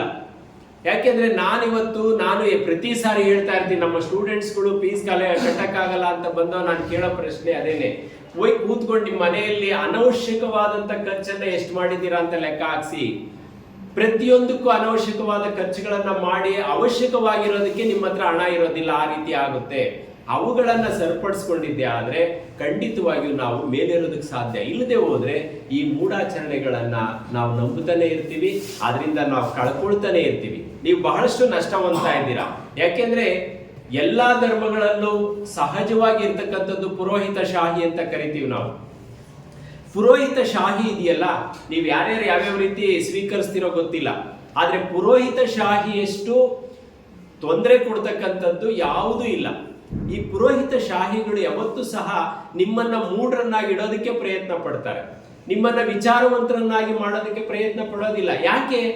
ವಿಚಾರವಂತರ ಆಗ್ಬಿಟ್ರೆ ನೀವು ಅಲ್ಲಿಗೆ ಅವ್ರಿಗೆ ಏನು ಇಲ್ಲ, ಅವ್ರಿಗೆ ಕೆಲಸ ಇಲ್ಲ, ಅವ್ರಿಗೆ ಇನ್ಕಮ್ ಇಲ್ಲ, ಅವ್ರು ನಮ್ಮ ತರ ದುಡಿಬೇಕಾಗುತ್ತೆ. ಹಾಗಾಗಿ ಪುರೋಹಿತ ಶಾಹಿ ನಿಮ್ಮನ್ನ ನಂಬಿಸ್ತಾ ಇರುತ್ತೆ. ಇವತ್ತು ಜಾಸ್ತಿಯಾಗಿ ನಾನು ಗಮನಿಸ್ತಾ ಇರ್ತಕ್ಕಂಥದ್ದು, ಇವತ್ತು ಅದರಲ್ಲೂ ಹೆಣ್ಣು ಮಕ್ಕಳು, ನೀವು ಇಲ್ಲಿ ಇರ್ತಕ್ಕಂಥ ಬಹಳಷ್ಟು ಜನ ಹೆಣ್ಮಕ್ಳು ಇರೋದ್ರಿಂದ ಹೇಳ್ತೀನಿ, ಬಹಳಷ್ಟು ಮೋಸ ಹೋಗ್ತಾ ಇರೋದೇ ನೀವುಗಳು. ಇದನ್ನ ನೀವು ಆಪಾದನೆ ಅಂತ ಆದ್ರೂ ತಿಳ್ಕೊಳ್ಳಿ, ಅಥವಾ ನೇರವಾಗಿ ಹೇಳ್ತಾ ಇದ್ದಾರಲ್ಲ ಏನ್ ಇವ್ರು ಸರಿ ಇಲ್ವ ಅಂತ ಆಮೇಲೆ ಬೇಕಾದ್ರೆ ನನ್ನ ಜೊತೆ ವಾದ ಮಾಡಿ. ಆದ್ರೆ ಯಾಕೆ ಇದನ್ನ ಹೇಳ್ತಾ ಇದ್ದೀನಿ? ಇವತ್ತು ಯಾರೋ ಒಬ್ಬ ಪುರೋಹಿತ ಅಥವಾ ಇನ್ನೊಬ್ಬ ಶಾಸ್ತ್ರ ಹೇಳೋನು ಬಂದು ಹೇಳ್ದ ಅಂದ ತಕ್ಷಣನೇ 90% ನಂಬಿಡ್ತೀರಾ. ಇನ್ 10% ಅಷ್ಟೇ ನಿಮ್ಮಲ್ಲಿ ಡೌಟ್ ಪಟ್ಕೊಂಡಿರೋದು, 90% ನಂಬಿಟ್ಟಿರ್ತೀರಾ. ಅವನಿಗೆ ಬಹಳ ಈಸಿ 10% ನಿಮ್ಮನ್ನು ನಂಬಿಸೋದು. ಆಮೇಲೆ ಇನ್ನೊಂದೇನು ಅಂದ್ರೆ ಮೋಸ. ಇಲ್ಲಿ ಯಾರು ಮೋಸ ಹೋಗಿಲ್ಲ ಅಂದ್ರೆ ಬಹಳ ಸಂತೋಷ.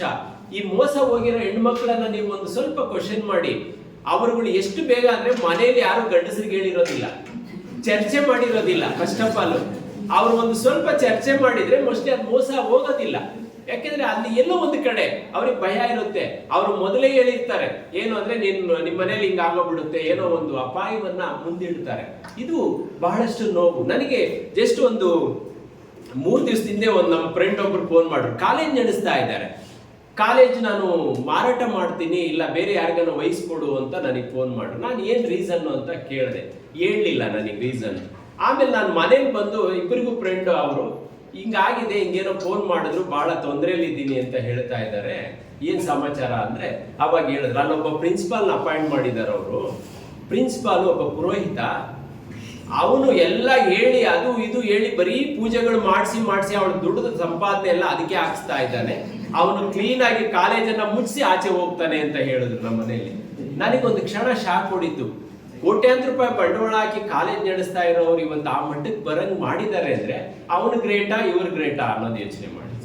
ಅಂದ್ರೆ ಎಷ್ಟರ ಮಟ್ಟಿಗೆ ನಾವು ಅದನ್ನ ನಂಬ್ತೀವಿ, ಅದನ್ನ ಯಾಕೆ ಅಕ್ಸೆಪ್ಟ್ ಮಾಡ್ತೀವಿ ಅಂದ್ರೆ ಅವ್ರಿಗೇನೋ ಒಂದು ಹುಷಾರಿಲ್ಲ ಅಂದ್ರೆ ಹೇಳ್ತಾ ಇದ್ದಾರೆ, ನಿನ್ಗೆ ಈ ಪೂಜೆ ಮಾಡ್ಲಿಲ್ಲ ಅಂದ್ರೆ ನಿನ್ ಕಾಲ್ ಬರೋದಿಲ್ಲ, ನಿನ್ ಕೈ ಬಿದ್ದೋಗಿದೆ, ಕಾಲ್ ಬಿದ್ದೋಗಿದೆ. ಈ ರೀತಿಯ ಭಯದ ವಾತಾವರಣವನ್ನ ಸೃಷ್ಟಿ ಮಾಡೋದೇ ಪುರೋಹಿತ ಶಾಹಿ. ಇವತ್ತೇ ಅಲ್ಲ, ಪುರಾತನ ಕಾಲದಿಂದ ಇದುವರೆಗೂ ಸಹ ಅಷ್ಟೇ ನಡ್ಕೊಂಡ್ ಬಂದಿರ್ತಾರೆ. ನಾಟ್ ಓನ್ಲಿ ಪುರೋಹಿತ ಶಾಹಿ ಅಂದ್ರೆ ಹಿಂದೂ ಧರ್ಮ ಅಂತ ತಿಳ್ಕೊಂಬಿಡ್ರಿ, ಎಲ್ಲಾ ಧರ್ಮದಲ್ಲೂ ಸಹ ಪುರೋಹಿತ ಶಾಹಿ ಇದೆ, ಎಲ್ಲರಲ್ಲೂ ಇದ್ದಾರೆ. ಅವರುಗಳಲ್ಲೂ ಸಹ ಅವ್ರದೇ ಆದಂತ ಒಂದು ನಂಬಿಕೆಗಳಲ್ಲಿ ಒಳಗಾಗಿದ್ದಾರೆ. ಆ ನಂಬಿಕೆ ಅಂದ್ರೆ ಉತ್ತಮವಾದ ನಂಬಿಕೆ ಅಲ್ಲ, ಮೂಢನಂಬಿಕೆಗಳಿಂದ ಹೊರಬರದ ಹೊರತು ನೀವು ಮಿಡ್ಲ್ ಕ್ಲಾಸ್ ಪೀಪಲ್ಸ್ ಆಗಲಿ ಅಥವಾ ಕೆಲವರು ನಮ್ಮಂತರಾಗ್ಲಿ ಮೇಲೇರಕ್ಕಾಗಲ್ಲ ಅನ್ನೋದು ನನ್ನ ಅಭಿಮತ. ಹಾಗಾಗಿ ನೀವುಗಳು ಇದನ್ನ ಬಿಟ್ಟು ಹೊರಗಡೆ ಬರಬೇಕು ಅಂದ್ರೆ ಶಿಕ್ಷಣ ಬಹಳ ಮುಖ್ಯ. ನೀವೆಲ್ಲ ವಿದ್ಯಾವಂತರು ಅಂತ ನಾನು ಕರೆಯೋದಿಲ್ಲ, ನಾನು ಯಾವಾಗ ಅದನ್ನ ಆಪೋಸ್ ಮಾಡ್ತೀನಿ. ನೀವೆಲ್ಲ ಪದವೀಧರರು ಅಷ್ಟೇನೆ. ವಿದ್ಯಾವಂತರು ಯಾವಾಗ ಆಗ್ತೀವಿ ನಾವು? ಈ ಒಂದು ವೈಚಾರಿಕ ವೈಜ್ಞಾನಿಕ ಮನೋಭಾವನೆಯನ್ನ ಬೆಳೆಸ್ಕೊಂಡವಾಗ ಮಾತ್ರ ನೀವು ವಿದ್ಯಾವಂತರಾಗೋದಕ್ಕೆ ಸಾಧ್ಯ. ಎಲ್ಲಿವರೆಗೂ ನಾವು ವಿಚಾರವಂತರು ವೈಜ್ಞಾನಿಕವಂತರು ಆಗೋದಿಲ್ಲ ಅಲ್ಲಿವರೆಗೂ ನಾವು ಪದವೀಧರರು ಅಷ್ಟೇನೆ. ಸರ್ಟಿಫಿಕೇಟ್ಸ್ ತಗೊಂಡಿದ್ದೀವಿ, ಸರ್ಟಿಫಿಕೇಟ್ ಕೊಡ್ತಾ ಇದ್ದೀವಿ ಹುಡುಗರಿಗೆ ಅಷ್ಟೇ. ಅದು ಹೊರತುಪಡಿಸಿ ನಿಮ್ಮಲ್ಲಿ ಒಂದು ವಿಚಾರವನ್ನ ಕ್ವಶನ್ ಮಾಡಬೇಕು, ನಿಮ್ಮನ್ನ ನೀವೇ ಪ್ರಶ್ನೆ ಮಾಡ್ಕೋಬೇಕು. ಈಗೆಲ್ಲ ದೊಡ್ಡವರಾಗಿದ್ರೆ ಬೇರೆಯವ್ರನ್ನ ಪ್ರಶ್ನೆ ಮಾಡೋಕ್ಕಾಗೋದಿಲ್ಲ, ನಿಮ್ಮನ್ನ ನೀವೇ ಪ್ರಶ್ನೆ ಮಾಡ್ಕೋಬೇಕು. ಇದು ಸರಿನಾ ತಪ್ಪಾ, ಏನು ಎಷ್ಟರ ಮಟ್ಟಿಗೆ ಸಾಧ್ಯ, ಇವುಗಳನ್ನ ನೋಡಿದವಾಗ ಖಂಡಿತವಾಗಿಯೂ ನೀವು ಬದಲಾಗೋದಕ್ಕೆ ಸಾಧ್ಯ ಆಗುತ್ತೆ. ಅನಂತರ ಏನು ಸಮಾಜದ ನಿರ್ಮಾಣಕ್ಕೆ ಶಿಕ್ಷಣ ಅಂತಕ್ಕಂಥದ್ದು ಬಹಳಷ್ಟು ವಾದಗಳು ನಡೀತಾ ಇದೆ. ಈಗ ಇತ್ತೀಚೆಗೆ ಮೆಕಾಲೆ ಅವರ ಶಿಕ್ಷಣ ಪದ್ಧತಿಯನ್ನ ವಿರೋಧಿಸ್ತಾ ಇರತಕ್ಕಂಥದ್ದು. ಮೊದಲಾಗಾದ್ರೆ ಇಂಡಿಯಾದಲ್ಲಿ ಶಿಕ್ಷಣ ಇರ್ಲಿಲ್ವಾ, ಬ್ರಿಟಿಷ್ನರಿಂದನೇ ಶಿಕ್ಷಣ ಬಂತ ಅನ್ನೋ ಪ್ರಶ್ನೆಗಳು ಸಹ ಶುರುವಾಗಿದೆ. ಇತ್ತು, ಗುರುಕುಲ ಪದ್ಧತಿ ಇತ್ತು ಬಹಳಷ್ಟು ಸಾವಿರಾರು ವರ್ಷಗಳ ಹಿಂದೆ. ನಮ್ದು ಯಾವುದು ಹಳೆ ಯೂನಿವರ್ಸಿಟಿ, ನಳಂದ, ತಕ್ಷಶಿಲಾ, ಏನು ಬಹಳಷ್ಟು ಓಲ್ಡ್ ಯೂನಿವರ್ಸಿಟಿಗಳು ಅವೆಲ್ಲ.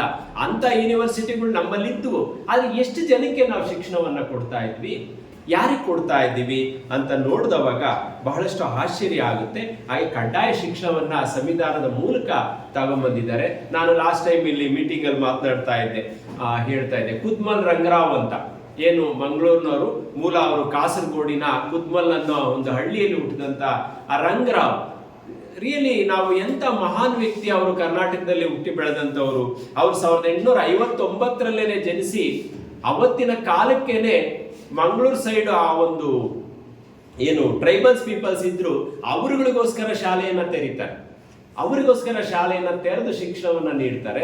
ಜೊತೆಗೆ ಅವರ ಸಮಾಧಿ ಮೇಲೆ ಒಂದು ಸೆಂಟೆನ್ಸ್ ಅನ್ನ ಬರ್ಸ್ಕೊಂಡಿದ್ದಾರೆ, ಯಾರು ದಲಿತರು ಈ ಒಂದು ನನ್ನ ಶಾಲೆಯಲ್ಲಿ ಓದಿ ಅವರು ದೊಡ್ಡವರಾಗಿ ಸರ್ಕಾರಿ ನೌಕರಿಯನ್ನ ಸೇರಿ ಕಾರುಗಳಲ್ಲಿ ಈ ರಸ್ತೆಯಲ್ಲಿ ಓಡಾಡಬೇಕು, ಆ ರಸ್ತೆಯಲ್ಲಿ ಓಡಾಡುವಾಗ ಅದರ ಧೂಳು ನನ್ನ ತಲೆಗೆ ಬಂದ್ರೆ ನನ್ನ ಜೀವನ ಸಾರ್ಥಕ ಆಯ್ತು ಅಂತ ಬರ್ಸಿದ್ದಾರೆ ಅವರ ಸಮಾಧಿ ಮೇಲೆ. ಅವತ್ತಿನ ಕಾಲಕ್ಕೆ ಅಂದ್ರೆ 1928 ಅವರು ಸಾವನ್ನ ಹಾಕ್ತಾರೆ. ಅವಾಗೇನೆ ಬರ್ಸಿದ್ದಾರೆ. ಅಂದ್ರೆ ನಮ್ಮ ಕರ್ನಾಟಕ ಶಿಕ್ಷಣದಲ್ಲಿ ನಿಜವಾಗೂ ಶ್ರೇಷ್ಠವಾದ ಸ್ಥಳ. ಹಾಗಾಗಿ ಕುದ್ಮಲ್ ರಂಗರಾವು ಇವತ್ತು ಎಷ್ಟೋ ಜನ ಅವರ ಹೆಸರು ಸಹ ಸುಮಾರು ನೆನಪಿಲ್ಲ ನಮಗೆ, ನಾವು ನೆನಪು ಮಾಡಿಕೊಳ್ಳೋದು ಕೆಲವರನ್ನ ಅಷ್ಟೇನೆ. ಹಾಗಾಗಿ ಮೊದಲಿಗೆನೆ ಕುದ್ಮಲ್ ರಂಗರಾವ್ ಕರ್ನಾಟಕದಲ್ಲಿ ಆ ಒಂದು ಅಕ್ಷರ ಕ್ರಾಂತಿಯನ್ನ ಮಾಡಿದಂತ ವ್ಯಕ್ತಿ ಅಂತ ಹೇಳಬಹುದು. ಹಾಗಾಗಿ ದಲಿತ ವರ್ಗ ಅಂದ್ರೆ ನಾವು ಯಾವುದೋ ಒಂದು ಜಾತಿ ಹಿನ್ನೆಲೆಯಲ್ಲಿ ನೋಡೋದಲ್ಲ, ಯಾರು ಅಬಲರೋ, ಯಾರು ಶಕ್ತಿಹೀನರೋ, ಯಾರಿಗೆ ಅವಕಾಶಗಳೇ ಇಲ್ಲವೋ ಅವರೆಲ್ಲರೂ ಸಹ ದಲಿತರೇ. ಅನಂತರ ಜ್ಯೋತಿ ಬಾಪುಲೆ ಒಂದು ಏನು ಹೆಣ್ಣು ಮಕ್ಕಳಿಗೆ ಸಾವಿತ್ರಿಬಾಯಿ ಫುಲೆ ಮತ್ತು ಜ್ಯೋತಿ ಬಾಪುಲೆ ಇವರೆಲ್ಲ ಸೇರಿ ಹೆಣ್ಣು ಮಕ್ಕಳ ಶಿಕ್ಷಣವನ್ನ ಶುರು ಮಾಡಿದ್ದಾರೆ. ಶಿಕ್ಷಣದ ವಿಷಯಕ್ಕೆ ಬಂದವಾಗ ಇವರೆಲ್ಲ ದೊಡ್ಡ ವ್ಯಕ್ತಿಗಳು. ಆದರೆ ಮಹಿಳಾ ಶಿಕ್ಷಣದಲ್ಲಿ ಎಷ್ಟರ ಮಟ್ಟಿಗೆ ನಾವು ಮೌಢ್ಯವನ್ನ ಹೊಂದಿದ್ದೀವಿ ಅನ್ನೋದಕ್ಕೆ ಹೇಳ್ತೀನಿ. ನಮ್ಮ ಧರ್ಮ ಗ್ರಂಥಗಳಲ್ಲಿ ಬಹಳ ಚೆನ್ನಾಗಿ ಹೇಳ್ತಾರೆ, ಏನಾದ್ರೂ ಒಂದು ಸಾಧನೆ ಮಾಡಿ ಸ್ವರ್ಗಕ್ಕೆ ಹೋದ್ರೆ ಅವನಿಗೆ ಅಲ್ಲಿ ಅಪ್ಸರೆಯರಿರ್ತಾರೆ, ಶ್ರೇಷ್ಠವಾದ ಇದರಲ್ಲೂ ಇದೆ. ನಾನು ಇಲ್ಲಿ ಯಾರು ಕುರಾನ್ ಬಹಳ ಚೆನ್ನಾಗಿ ಓದಿರೋರು, ಕುರಾನ್ ಸಮೇತ ಇದೆ. ಇದನ್ನ ನಾನು ಅದನ್ನು ಓದ್ದೆ. ನಾನೇನು ಹಿಂದೂ ಧರ್ಮದಲ್ಲಿ ಮಾತ್ರ ಇದೆಯಾ ಅಂದ್ರೆ ಕುರಾನಲ್ಲೂ ಹಾಕಿದ್ದಾರೆ. ಸ್ವರ್ಗ ಸೇರಿದಾಗ ಅಲ್ಲಿ ಎಂಥದ್ದು ಉತ್ತಮವಾದ ಏನೋ ಪತ್ನಿಯರು, ಸುಂದರವಾದ ಪತ್ನಿಯರು ಸಿಗ್ತಾರೆ ಅಂತ ಹೇಳಿ ಮೆನ್ಷನ್ ಮಾಡಿದ್ದಾರೆ. ನೀವು ಯಾರಾದ್ರೂ ಓದ್ಬೋದು, ಯಾಕೆಂದ್ರೆ ಇದನ್ನ ನಾನು ಸ್ಪಷ್ಟವಾಗಿ ಹೇಳ್ತೀನಿ. ನಾನು ಓದಿದ್ದೀನಿ, ಕುರಾನ್ ಓದಿದ್ದೀನಿ, ಬೈಬಲ್ ಓದಿದ್ದೀನಿ, ಭಗವದ್ಗೀತೆಯನ್ನು ಓದಿದ್ದೀನಿ. ಹಾಗಾಗಿ ಎಲ್ಲ ಧರ್ಮಗಳು ನೋಡಿ ಒಂದೇ. ಅಂದ್ರೆ ಅಲ್ಲಿಗೆ ನಿಮಗೆ ಕೊಟ್ಟಿರ್ತಕ್ಕಂಥ, ಅಂದ್ರೆ ಹೆಣ್ಣು ಮಕ್ಕಳಿಗೆ ಕೊಟ್ಟಿರ್ತಕ್ಕಂಥ ಸ್ಥಾನ ಯಾವುದು ಧರ್ಮದಲ್ಲಿ ಅನ್ನೋದು ನೋಡಿದವಾಗ ಪುರುಷ ಸೃಷ್ಟಿ ಇದೆಲ್ಲಾನು ನಮ್ಮ ಸೃಷ್ಟಿ, ನಾವುಗಳು ಮಾಡಿರ್ತಕ್ಕಂಥದ್ದು ಇದು ಸ್ವಾರ್ಥಕ್ಕೋಸ್ಕರ ನಾವು ಮಾಡಿಕೊಂಡಿರ್ತಕ್ಕಂಥ ಒಂದು ಹಿನ್ನೆಲೆ. ಹೀಗಾಗಿ ಮಹಿಳೆಯರಿಗೆ ನೀಡ್ತಕ್ಕಂಥ ಒಂದು ಶಕ್ತಿಯನ್ನು ಅವತ್ತು ಸಾವಿತ್ರಿಬಾಯಿ ಫುಲೆ ಅವರು ಕೊಡ್ತಾ ಹೋದ್ರು. ಅಂತ ಮಹನೀಯರು ಬಹಳಷ್ಟು ಜನ ಬಂದವರು. ಅನಂತರ ಏನು ದಯಾನಂದ ಸರಸ್ವತಿ ಆಗ್ಬೋದು, ಆಮೇಲೆ ಲೋಹಿಯಾ ಆಗ್ಬೋದು, ಇವರುಗಳೆಲ್ಲ ದೀನದಯಾಳ್ ಇವರುಗಳು ಪ್ರತಿಯೊಬ್ಬರು ಸಹ ಹೋರಾಟ ಮಾಡಿದ್ದಾರೆ. ಯಾವ್ಯಾವುದಕ್ಕೆ ಇವತ್ತು ಬಹಳಷ್ಟು ಇರ್ತಕ್ಕಂಥದ್ದು ಹಿಂದೂ ಧರ್ಮದಲ್ಲಿ ಮನುಸ್ಮೃತಿಯಲ್ಲಿ ಯಾವುದೇ ಕಾರಣಕ್ಕೂ ಹೆಣ್ಣು ಮಕ್ಕಳಿಗೆ ಸ್ವಾತಂತ್ರ್ಯ ಅಥವಾ ಅವ್ರಿಗೆ ಪ್ರಿಫರೆನ್ಸ್ ಅನ್ನೋದೇ ಇಲ್ಲ. ಅಂದ್ರೆ ಹೆಣ್ಣು ಮಕ್ಕಳು ಅವರು ಏನಿದ್ರು ಮನೆಯೊಳಗೆ ಇರಬೇಕು, ಮನೆಯಿಂದ ಹೊರಗಡೆ ಬರಬಾರದು, ಜೊತೆಗೆ ಪರಾವಲಂಬಿಗಳಾಗಿರ್ಬೇಕು. ತಂದೆಯ ಆಶ್ರಯ, ಗಂಡನ ಆಶ್ರಯ ಮತ್ತೆ ಮಕ್ಕಳ ಆಶ್ರಯ, ಇವರ ಆಶ್ರಯ ಬಿಟ್ಟು ಅವ್ರು ಸ್ವತಂತ್ರವಾಗಿರಬಾರ್ದು. ಇವತ್ತು ನಾವುಗಳು ಕೂತ್ಕೊಂಡವಾಗ ಸಹಜವಾಗಿ ಅಂತೀವಿ, ನೀವು ಅದನ್ನ ಕೇಳಿಸ್ಕೊಬಹುದು, ಇತ್ತೀಚೆಗೆ ಹೆಣ್ಮಕ್ಳು ಹಿಡಿಯಕ್ಕಾಗೋದಿಲ್ಲ, ಹೆಣ್ಮಕ್ಳೆಲ್ಲ ಕೆಟ್ಟೋಗ್ಬಿಟ್ಟವ್ರೆ ಅಂತ ಅಲ್ವರಾ ಮಾತಾಡ್ತೀವಲ್ಲ. ನೀವು ಯಾರಾದ್ರೂ ಅದನ್ನ ಒಪ್ಕೊಬಹುದು. ಆದ್ರೆ ಯಾಕೆ ಈ ಮಾತುಗಳು ಬರ್ತಾ ಇದಾವೆ ಅಂದ್ರೆ, ಇತ್ತೀಚೆಗೆ ಸ್ವಲ್ಪ ಫ್ರೀಡಮ್ ಸಿಗ್ತಾ ಇದೆ, ಇತ್ತೀಚೆಗೆ ಶಿಕ್ಷಣ ಪಡ್ಕೊಳ್ತಾ ಇದ್ದೀರಾ, ಜೊತೆಗೆ ಸಂಪಾದನೆ ಮಾಡ್ತಾ ಇದ್ದೀರಾ, ಅವಲಂಬನೆ ತಪ್ಪುತ್ತಾ ಇದೆ. ಇದೇ ನೋಡಿ ನಮಗಿರೋ ನೋವು. ಯಾವಾಗೂ ಅಷ್ಟೇನೆ ನನ್ನ ಅವಲಂಬನೆಯಲ್ಲಿ ಇರ್ತಕ್ಕಂಥವ್ರು ಕೈ ಬಿಟ್ಟು ಹೋಗ್ತಾರೆ ಅಂದಾಗ ತಡೆಯಕ್ಕಾಗೋದಿಲ್ಲ. ಆವಾಗ ನಾವು ಬೇರೆ ಇದನ್ನ ಉಪಯೋಗಿಸ್ತೀವಿ. ಅದಕ್ಕೋಸ್ಕರನೇ ನಿಮ್ಗೆ ಏನ್ ಮಾಡಿದ್ವಿ, ಪತಿವ್ರತೆ ಧರ್ಮವನ್ನ ಸೃಷ್ಟಿ ಮಾಡಿದ್ವಿ. ಅಂದ್ರೆ ನೀವು ಮಾತ್ರ ಆರಾಮಾಗಿ ಇದೇ ತರ ಇರ್ರಿ, ನಾನ್ ಮಾತ್ರ ಎಲ್ ಬೇಕಾದ್ರೂ ಓಡಾಡ್ಕೊಂಡ್ ಬರ್ತೀನಿ ಅನ್ನೋ ತರಕ್ಕೆ ಅವ್ರು ಪ್ಲಾನ್ ಮಾಡ್ಕೊಂಡು ಪತಿವ್ರತೆ ಧರ್ಮವನ್ನ ಸೃಷ್ಟಿ ಮಾಡಿದ್ರು. ಇಲ್ಲಿ ವಿಧವಾ ವಿವಾಹ ಬಹಳಷ್ಟು ನೋಡಿ, ವಿಧವೆಯರಿಗಿದ್ದಂತ ಹಿಂಸೆ ಮೋಸ್ಟ್ಲಿ ಬೇರೆ ಎಲ್ಲೂ ಇರ್ಲಿಲ್ಲ. ನಮ್ಮ ಭಾರತದಲ್ಲಿ ಇರ್ತಕ್ಕಂಥ ವಿಧವಾ ವಿವಾಹ ಬರೋದಕ್ಕೆ ಮುಂಚೆ ಹೋಗುವಾಗ ಬಹಳಷ್ಟು ಚೆನ್ನಾಗಿ ಹೇಳ್ತಾರೆ. ಎಲ್ಲ ಜಾತಿಯಲ್ಲೂ ಇದು ವಿಧವಾ ಸಮಸ್ಯೆ ಯಾವುದೋ ಒಂದು ಜಾತಿಗೆ ಸೀಮಿತ ಆಗಿಲ್ಲ, ಒಂದು ಧರ್ಮಕ್ಕೆ ಸೀಮಿತ ಆಗಿರ್ಲಿಲ್ಲ.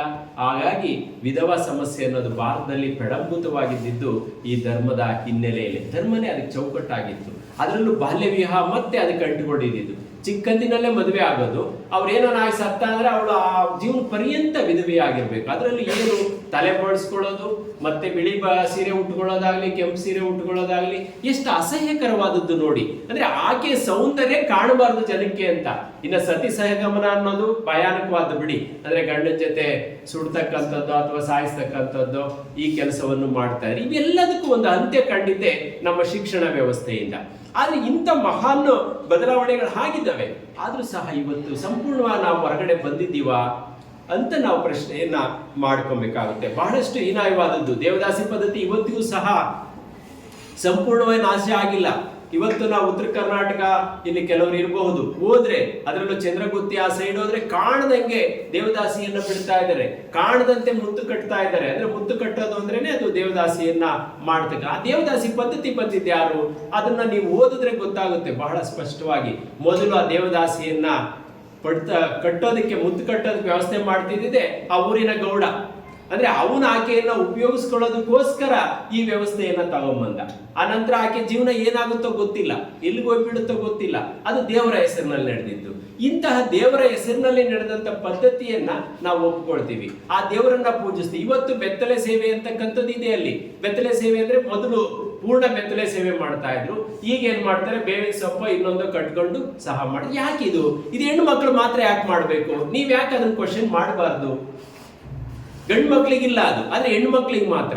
ಹೀಗಾಗಿ ಇಂತಹ ಮೌಢ್ಯಗಳಿಂದ ನೀವು ಹೊರತರೋದಿದೆಯಲ್ಲ, ನಿಮ್ಮ ಮನೆಗಳಲ್ಲೇ ಫಸ್ಟ್ ಆಗ್ಬೇಕು. ಅನಂತರ ನಾನು ಇದನ್ನ ಯಾವಾಗ ಪ್ರಶ್ನೆ ಮಾಡೋದು ಇದೊಂದು.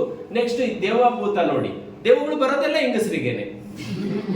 ಗಂಡಸರಿಗೆ ದೇವ ಹಿಡಿದಿರೋದು ನಾನು ಎಲ್ಲೂ ನೋಡ್ಲಿಲ್ಲ. ನೀವು ಯಾವ್ದ್ರಾಗನ ನೋಡಿ, ಸಿನಿಮಾದಲ್ಲ ನೋಡಿ ಅಥವಾ ನೀವು ಕಥೆಯಲ್ಲ ನೋಡಿ, ನಿಜ ಜೀವನದಲ್ಲ ನೋಡಿ, ಹೆಣ್ಣು ಮಕ್ಕಳ ಮೈ ಮೇಲೆ ಮಾತ್ರ ದೇವ ಬರುತ್ತೆ.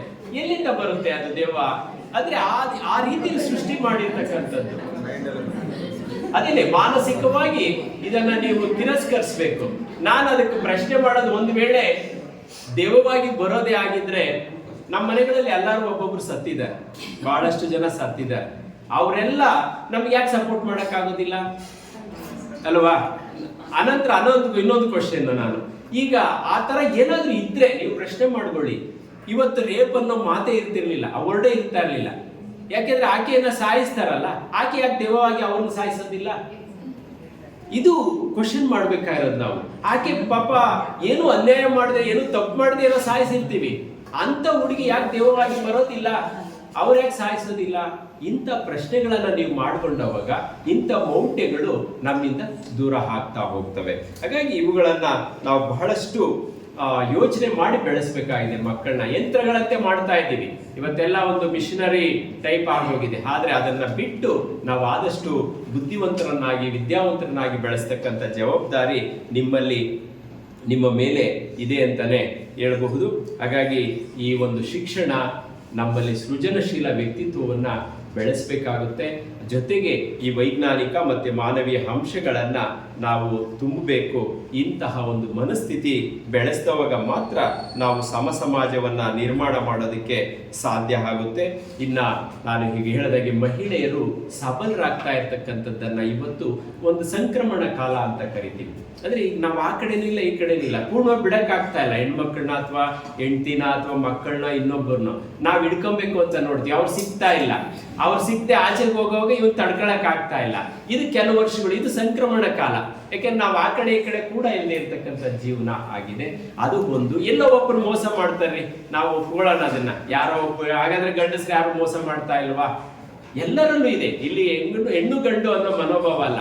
ಅವನು ಯಾರೋ ಒಂದಷ್ಟು ಜನಕ್ಕೆ ಮೋಸ ಮಾಡಿದ್ರೆ ಈಕೆ ಅಷ್ಟು, ಅದು ಎಷ್ಟು ಪರ್ಸೆಂಟ್ ಅವ್ರು ಎಷ್ಟು ಜನ ಇದ್ದಾರೆ ಅದನ್ನ ನೋಡಿ. ನಾವು ಅದನ್ನ ನೋಡದೆ ನಾವು ಒಂದು ಸ್ಟೇಟ್ಮೆಂಟ್ ಕೊಟ್ಬಿಡ್ತೀವಿ, ಇತ್ತೀಚೆಗೆ ಹೆಣ್ಮಕ್ಳೆಲ್ಲ ಕೆಟ್ಟೋಗ್ಬಿಟ್ರು. ಈ ಒಂದು ಸ್ಟೇಟ್ಮೆಂಟ್ ಕೊಡೋದಕ್ಕೆ ಮುಂಚೆ ನಾವು ಯೋಚನೆ ಮಾಡಬೇಕಾಗುತ್ತೆ, ನಾವು ಎಷ್ಟು ಮಟ್ಟಿಗೆ ಸರಿಯಾಗಿದ್ದೀವಿ ಅನ್ನೋ ಒಂದು ಯೋಚನೆ ಮಾಡಿದವಾಗ ಖಂಡಿತವಾಗಿಯೂ ಸಾಧ್ಯ ಆಗುತ್ತೆ. ಇವತ್ತು ನಮ್ಮ ಹೆಣ್ಣು ಮಕ್ಕಳಿಗೆ ಆಗ್ತಾ ಇರ್ತಕ್ಕಂಥ ಮೋಸ ವಂಚನೆಗಳಿಂದ ಯಾವ್ಯಾವ ಆಗ್ತಿದ್ದಾವೆ ಅವುಗಳನ್ನೇ ನೀವು ಪಟ್ಟಿ ಮಾಡಬೇಕಾಗುತ್ತೆ. ಅವುಗಳನ್ನ ಪಟ್ಟಿ ಮಾಡಿ ನೀವು ಹೇಳ್ಬೇಕಾದ್ರೆ ಇಂಥದ್ರಿಂದ ನಮಗೆ ಮೋಸ ಆಗ್ತಾ ಇದೆ, ಇವುಗಳಿಂದ ಹೊರಬರಬೇಕಾದ್ರೆ ನಾವೇನ್ ಮಾಡಬೇಕು ಅನ್ನೋದು. ಇವತ್ತು ನಾನು ಬಹಳಷ್ಟು ಈ ಸ್ತ್ರೀ ಸಹಾಯ ಸಂಘಗಳ ಅಥವಾ ಏನು ನಿಮ್ಮ ಮಹಿಳಾ ಸಂಘಗಳಿಂದ ಇಂಥ ವಿಷಯಗಳು ಯಾರು ಮಾತನಾಡೋದಿಲ್ಲ. ಅವ್ರು ಯಾವುದೋ ಒಂದು ಹೋರಾಟ ಮಾಡಬೇಕು, ಈಗ ಯಾರೋ ಒಬ್ಬ ಏನೋ ಮಾಡಿದ್ದಾನೆ ಅವನ ವಿರುದ್ಧ ನಿಲ್ಲಬೇಕು, ಹೋರಾಟ ಮಾಡ್ತೀರ. ಆದ್ರೆ ಇದನ್ನ ನಾನು ತುಂಬಬೇಕು ಅನ್ನೋದನ್ನ ನಾನು ಸದಾ ಹೇಳ್ತಕ್ಕಂಥದ್ದು, ಶಕ್ತಿಯನ್ನ ತುಂಬಬೇಕು. ನಾನು ಮೊದಲು ಬಹಳ ಹೇಳ್ತಾ ಇದ್ದೆ, ಸಿನಿಮಾಗಳಲ್ಲಿ ಹೆಣ್ಮಗು ಯಾವಾಗಲೂ ಅಷ್ಟೇ, ಇತ್ತೀಚೆಗೆ ಪರವಾಗಿಲ್ಲ, ಕೆಲವೊಂದು ಸಿನಿಮಾಗಳಲ್ಲಿ ಬದಲಾವಣೆಯನ್ನ ತಂದಿದ್ದಾರೆ. ಅಂದ್ರೆ ಆಕೆ ಏನೋ ತೊಂದರೆ ಆಗ್ತಾ ಇದೆ ಅಂದ್ರೆ ಕಾಪಾಡಿ ಕಾಪಾಡಿ ಅಂತ ಕೂತ್ಕೊಂಡು ಹೋಗೋದಷ್ಟೇ. ಆದ್ರೆ ತಿರುಗಿ ನಿಲ್ಲೋದಿದೆಯಲ್ಲ, ಅದು ನಾನು ಕಲಿಸ್ಬೇಕು ಅನ್ನೋದು. ಆ ಕಾಪಾಡಿ ಅನ್ನೋದು ಬಿಟ್ಟು ತಿರುಗಿ ನಿಲ್ತಕ್ಕಂಥ ಒಂದು ಸ್ಥೈರ್ಯವನ್ನ ತುಂಬೋದಿದೆಯಲ್ಲ, ಅದು ಮುಖ್ಯ ಆಗುತ್ತೆ. ಅಂದ್ರೆ ಇದೆ ಎಲ್ಲಾ ಕಡೆನೂ ಆ ಒಂದು ದೌರ್ಜನ್ಯನೋ ಒಂದು ಶೋಷಣೆನೋ ಇನ್ನೊಂದು ಇರುತ್ತೆ, ಆದ್ರೆ ನೀವು ಕಲಿಸೋದಿದೆಯಲ್ಲ ಅದು ಮುಖ್ಯ ಆಗುತ್ತೆ. ಹಾಗಾಗಿ ನಿಮ್ಮ ಒಂದು ಪ್ರತಿಯೊಂದು ಪೂಜೆಗಳಲ್ಲಾಗ್ಲಿ, ದೇವರುಗಳ ಒಂದು ಪೂಜೆಗಳಲ್ಲಾಗ್ಲಿ, ಇನ್ನೊಂದರಲ್ಲಾಗ್ಲಿ, ಸ್ವಾಮೀಜಿಗಳ ಒಂದು ಹಿನ್ನೆಲೆಯಲ್ಲಾಗ್ಲಿ ಎಲ್ಲ ನೋಡಿ. ಈ ಸ್ವಾಮೀಜಿಗಳು ಅಷ್ಟೇನೆ, ಎಷ್ಟು ಜನ ಸ್ವಾಮೀಜಿಗಳು, ಉತ್ತಮ ಸ್ವಾಮೀಜಿಗಳು ಸಿಗ್ತಾರೆ, ಎಷ್ಟು ಜನ ಪೂಜಾರಿಗಳು ಸಿಗ್ತಾರೆ. ಇತ್ತೀಚೆಗೆ ನೀವು ಗಮನಿಸ್ತಾ ಹೋದ್ರೆ ಜಾಸ್ತಿ ನಮ್ಮ ಪುರುಷ ಪಂಗಡದಲ್ಲಿ ಜಾಸ್ತಿ ಮೋಸ ಮಾಡ್ತಾ ಇರೋರು ಇವರು ಅಷ್ಟೇನೆ, ಸ್ವಾಮೀಜಿಗಳು ಇಲ್ಲ, ಪೂಜಾರಿಗಳು ಇಲ್ಲ, ಶಾಸ್ತ್ರ ಹೇಳೋರು. ಶಾಸ್ತ್ರ ಹೇಳೋರು ಎಲ್ಲಿ ಹೆಣ್ಮಕ್ಳು ಇಲ್ಲ, ಎಲ್ಲ ಗಂಡಸರೇ ಇದ್ದಾರೆ ಶಾಸ್ತ್ರ ಹೇಳೋದಕ್ಕೆ. ನೀವು ಅದನ್ನ ಅಟ್ಲೀಸ್ಟ್ ಸೃಷ್ಟಿ ಮಾಡಿ, ಅದನ್ನ ಯಾಕೆ ಅವನ ಹತ್ರ ಹೋಗ್ಬೇಕು, ಇಲ್ಲೇ ಈಕೆ ಹತ್ರನೇ. ಆಮೇಲೆ ಅವರು ಶುರು ಮಾಡ್ಕೊಂಡ್ಬಿಡ್ತಾರೆ, ಶಾಸ್ತ್ರ ಹೇಳೋದೇ ಒಂಥರ ಮೋಸ ಅಂತ ಹೇಳ್ಬಹುದು. ಹಾಗಾಗಿ ಇವುಗಳ ಹಿನ್ನೆಲೆಯಲ್ಲಿ ನೀವುಗಳು ಎಷ್ಟು ಮಟ್ಟಿಗೆ ಬದಲಾಗ್ತೀರಾ ಅನ್ನೋದು ಮುಖ್ಯ ಆಗುತ್ತೆ. ಈ ನಿಟ್ಟಿನಲ್ಲಿ ನೀವುಗಳು, ನಾನು ಇಷ್ಟನ್ನ ಹೇಳಿದೀನಿ. ಒಟ್ಟಾರೆ ನಮ್ಮ ಸಮಾಜದ ನಿರ್ಮಾಣಕ್ಕೆ ಶಿಕ್ಷಣ ಅಂತಕ್ಕಂಥದ್ದು ಬಹಳ ಪ್ರಮುಖವಾದ ಒಂದು ಪಾತ್ರವನ್ನ ವಹಿಸುತ್ತೆ. ಶಿಕ್ಷಣವನ್ನ ಕೊಡುವಾಗ, ನಾವು ಪಾಠ ಮಾಡುವಾಗ ಎಲ್ಲ ಒಂದು ಕಡೆ ಒಂದು ಸ್ವಲ್ಪನಾದ್ರೂ ನೀವು ಇವುಗಳನ್ನ ಸೇರಿಸ್ಕೊಬೇಕು. ಅಂದ್ರೆ ಮೂಢನಂಬಿಕೆಗಳಿಂದ ಹೊರಬನ್ನಿ, ವಿಚಾರವಂತರಾಗಿ ವೈಜ್ಞಾನಿಕವಾಗಿ ಬೆಳೆಯಿರಿ ಅನ್ನೋ ಮನೋಭಾವನೆಯನ್ನ ನೀವು ಹೇಳಕ್ಕೆ. ಎನಿ ಸಬ್ಜೆಕ್ಟ್, ಇದಕ್ಕೇನು ಅಡ್ಡಿ ಇಲ್ಲ, ಯಾವ ಸಬ್ಜೆಕ್ಟ್ ಆದ್ರೂ ಪರವಾಗಿಲ್ಲ, ನೀವು ಪಾಠ ಮಾಡುವಾಗ ಅದನ್ನ ಹೇಳಿದ್ರೆ ಬಹಳ ಸಂತೋಷ. ಇಲ್ಲಿ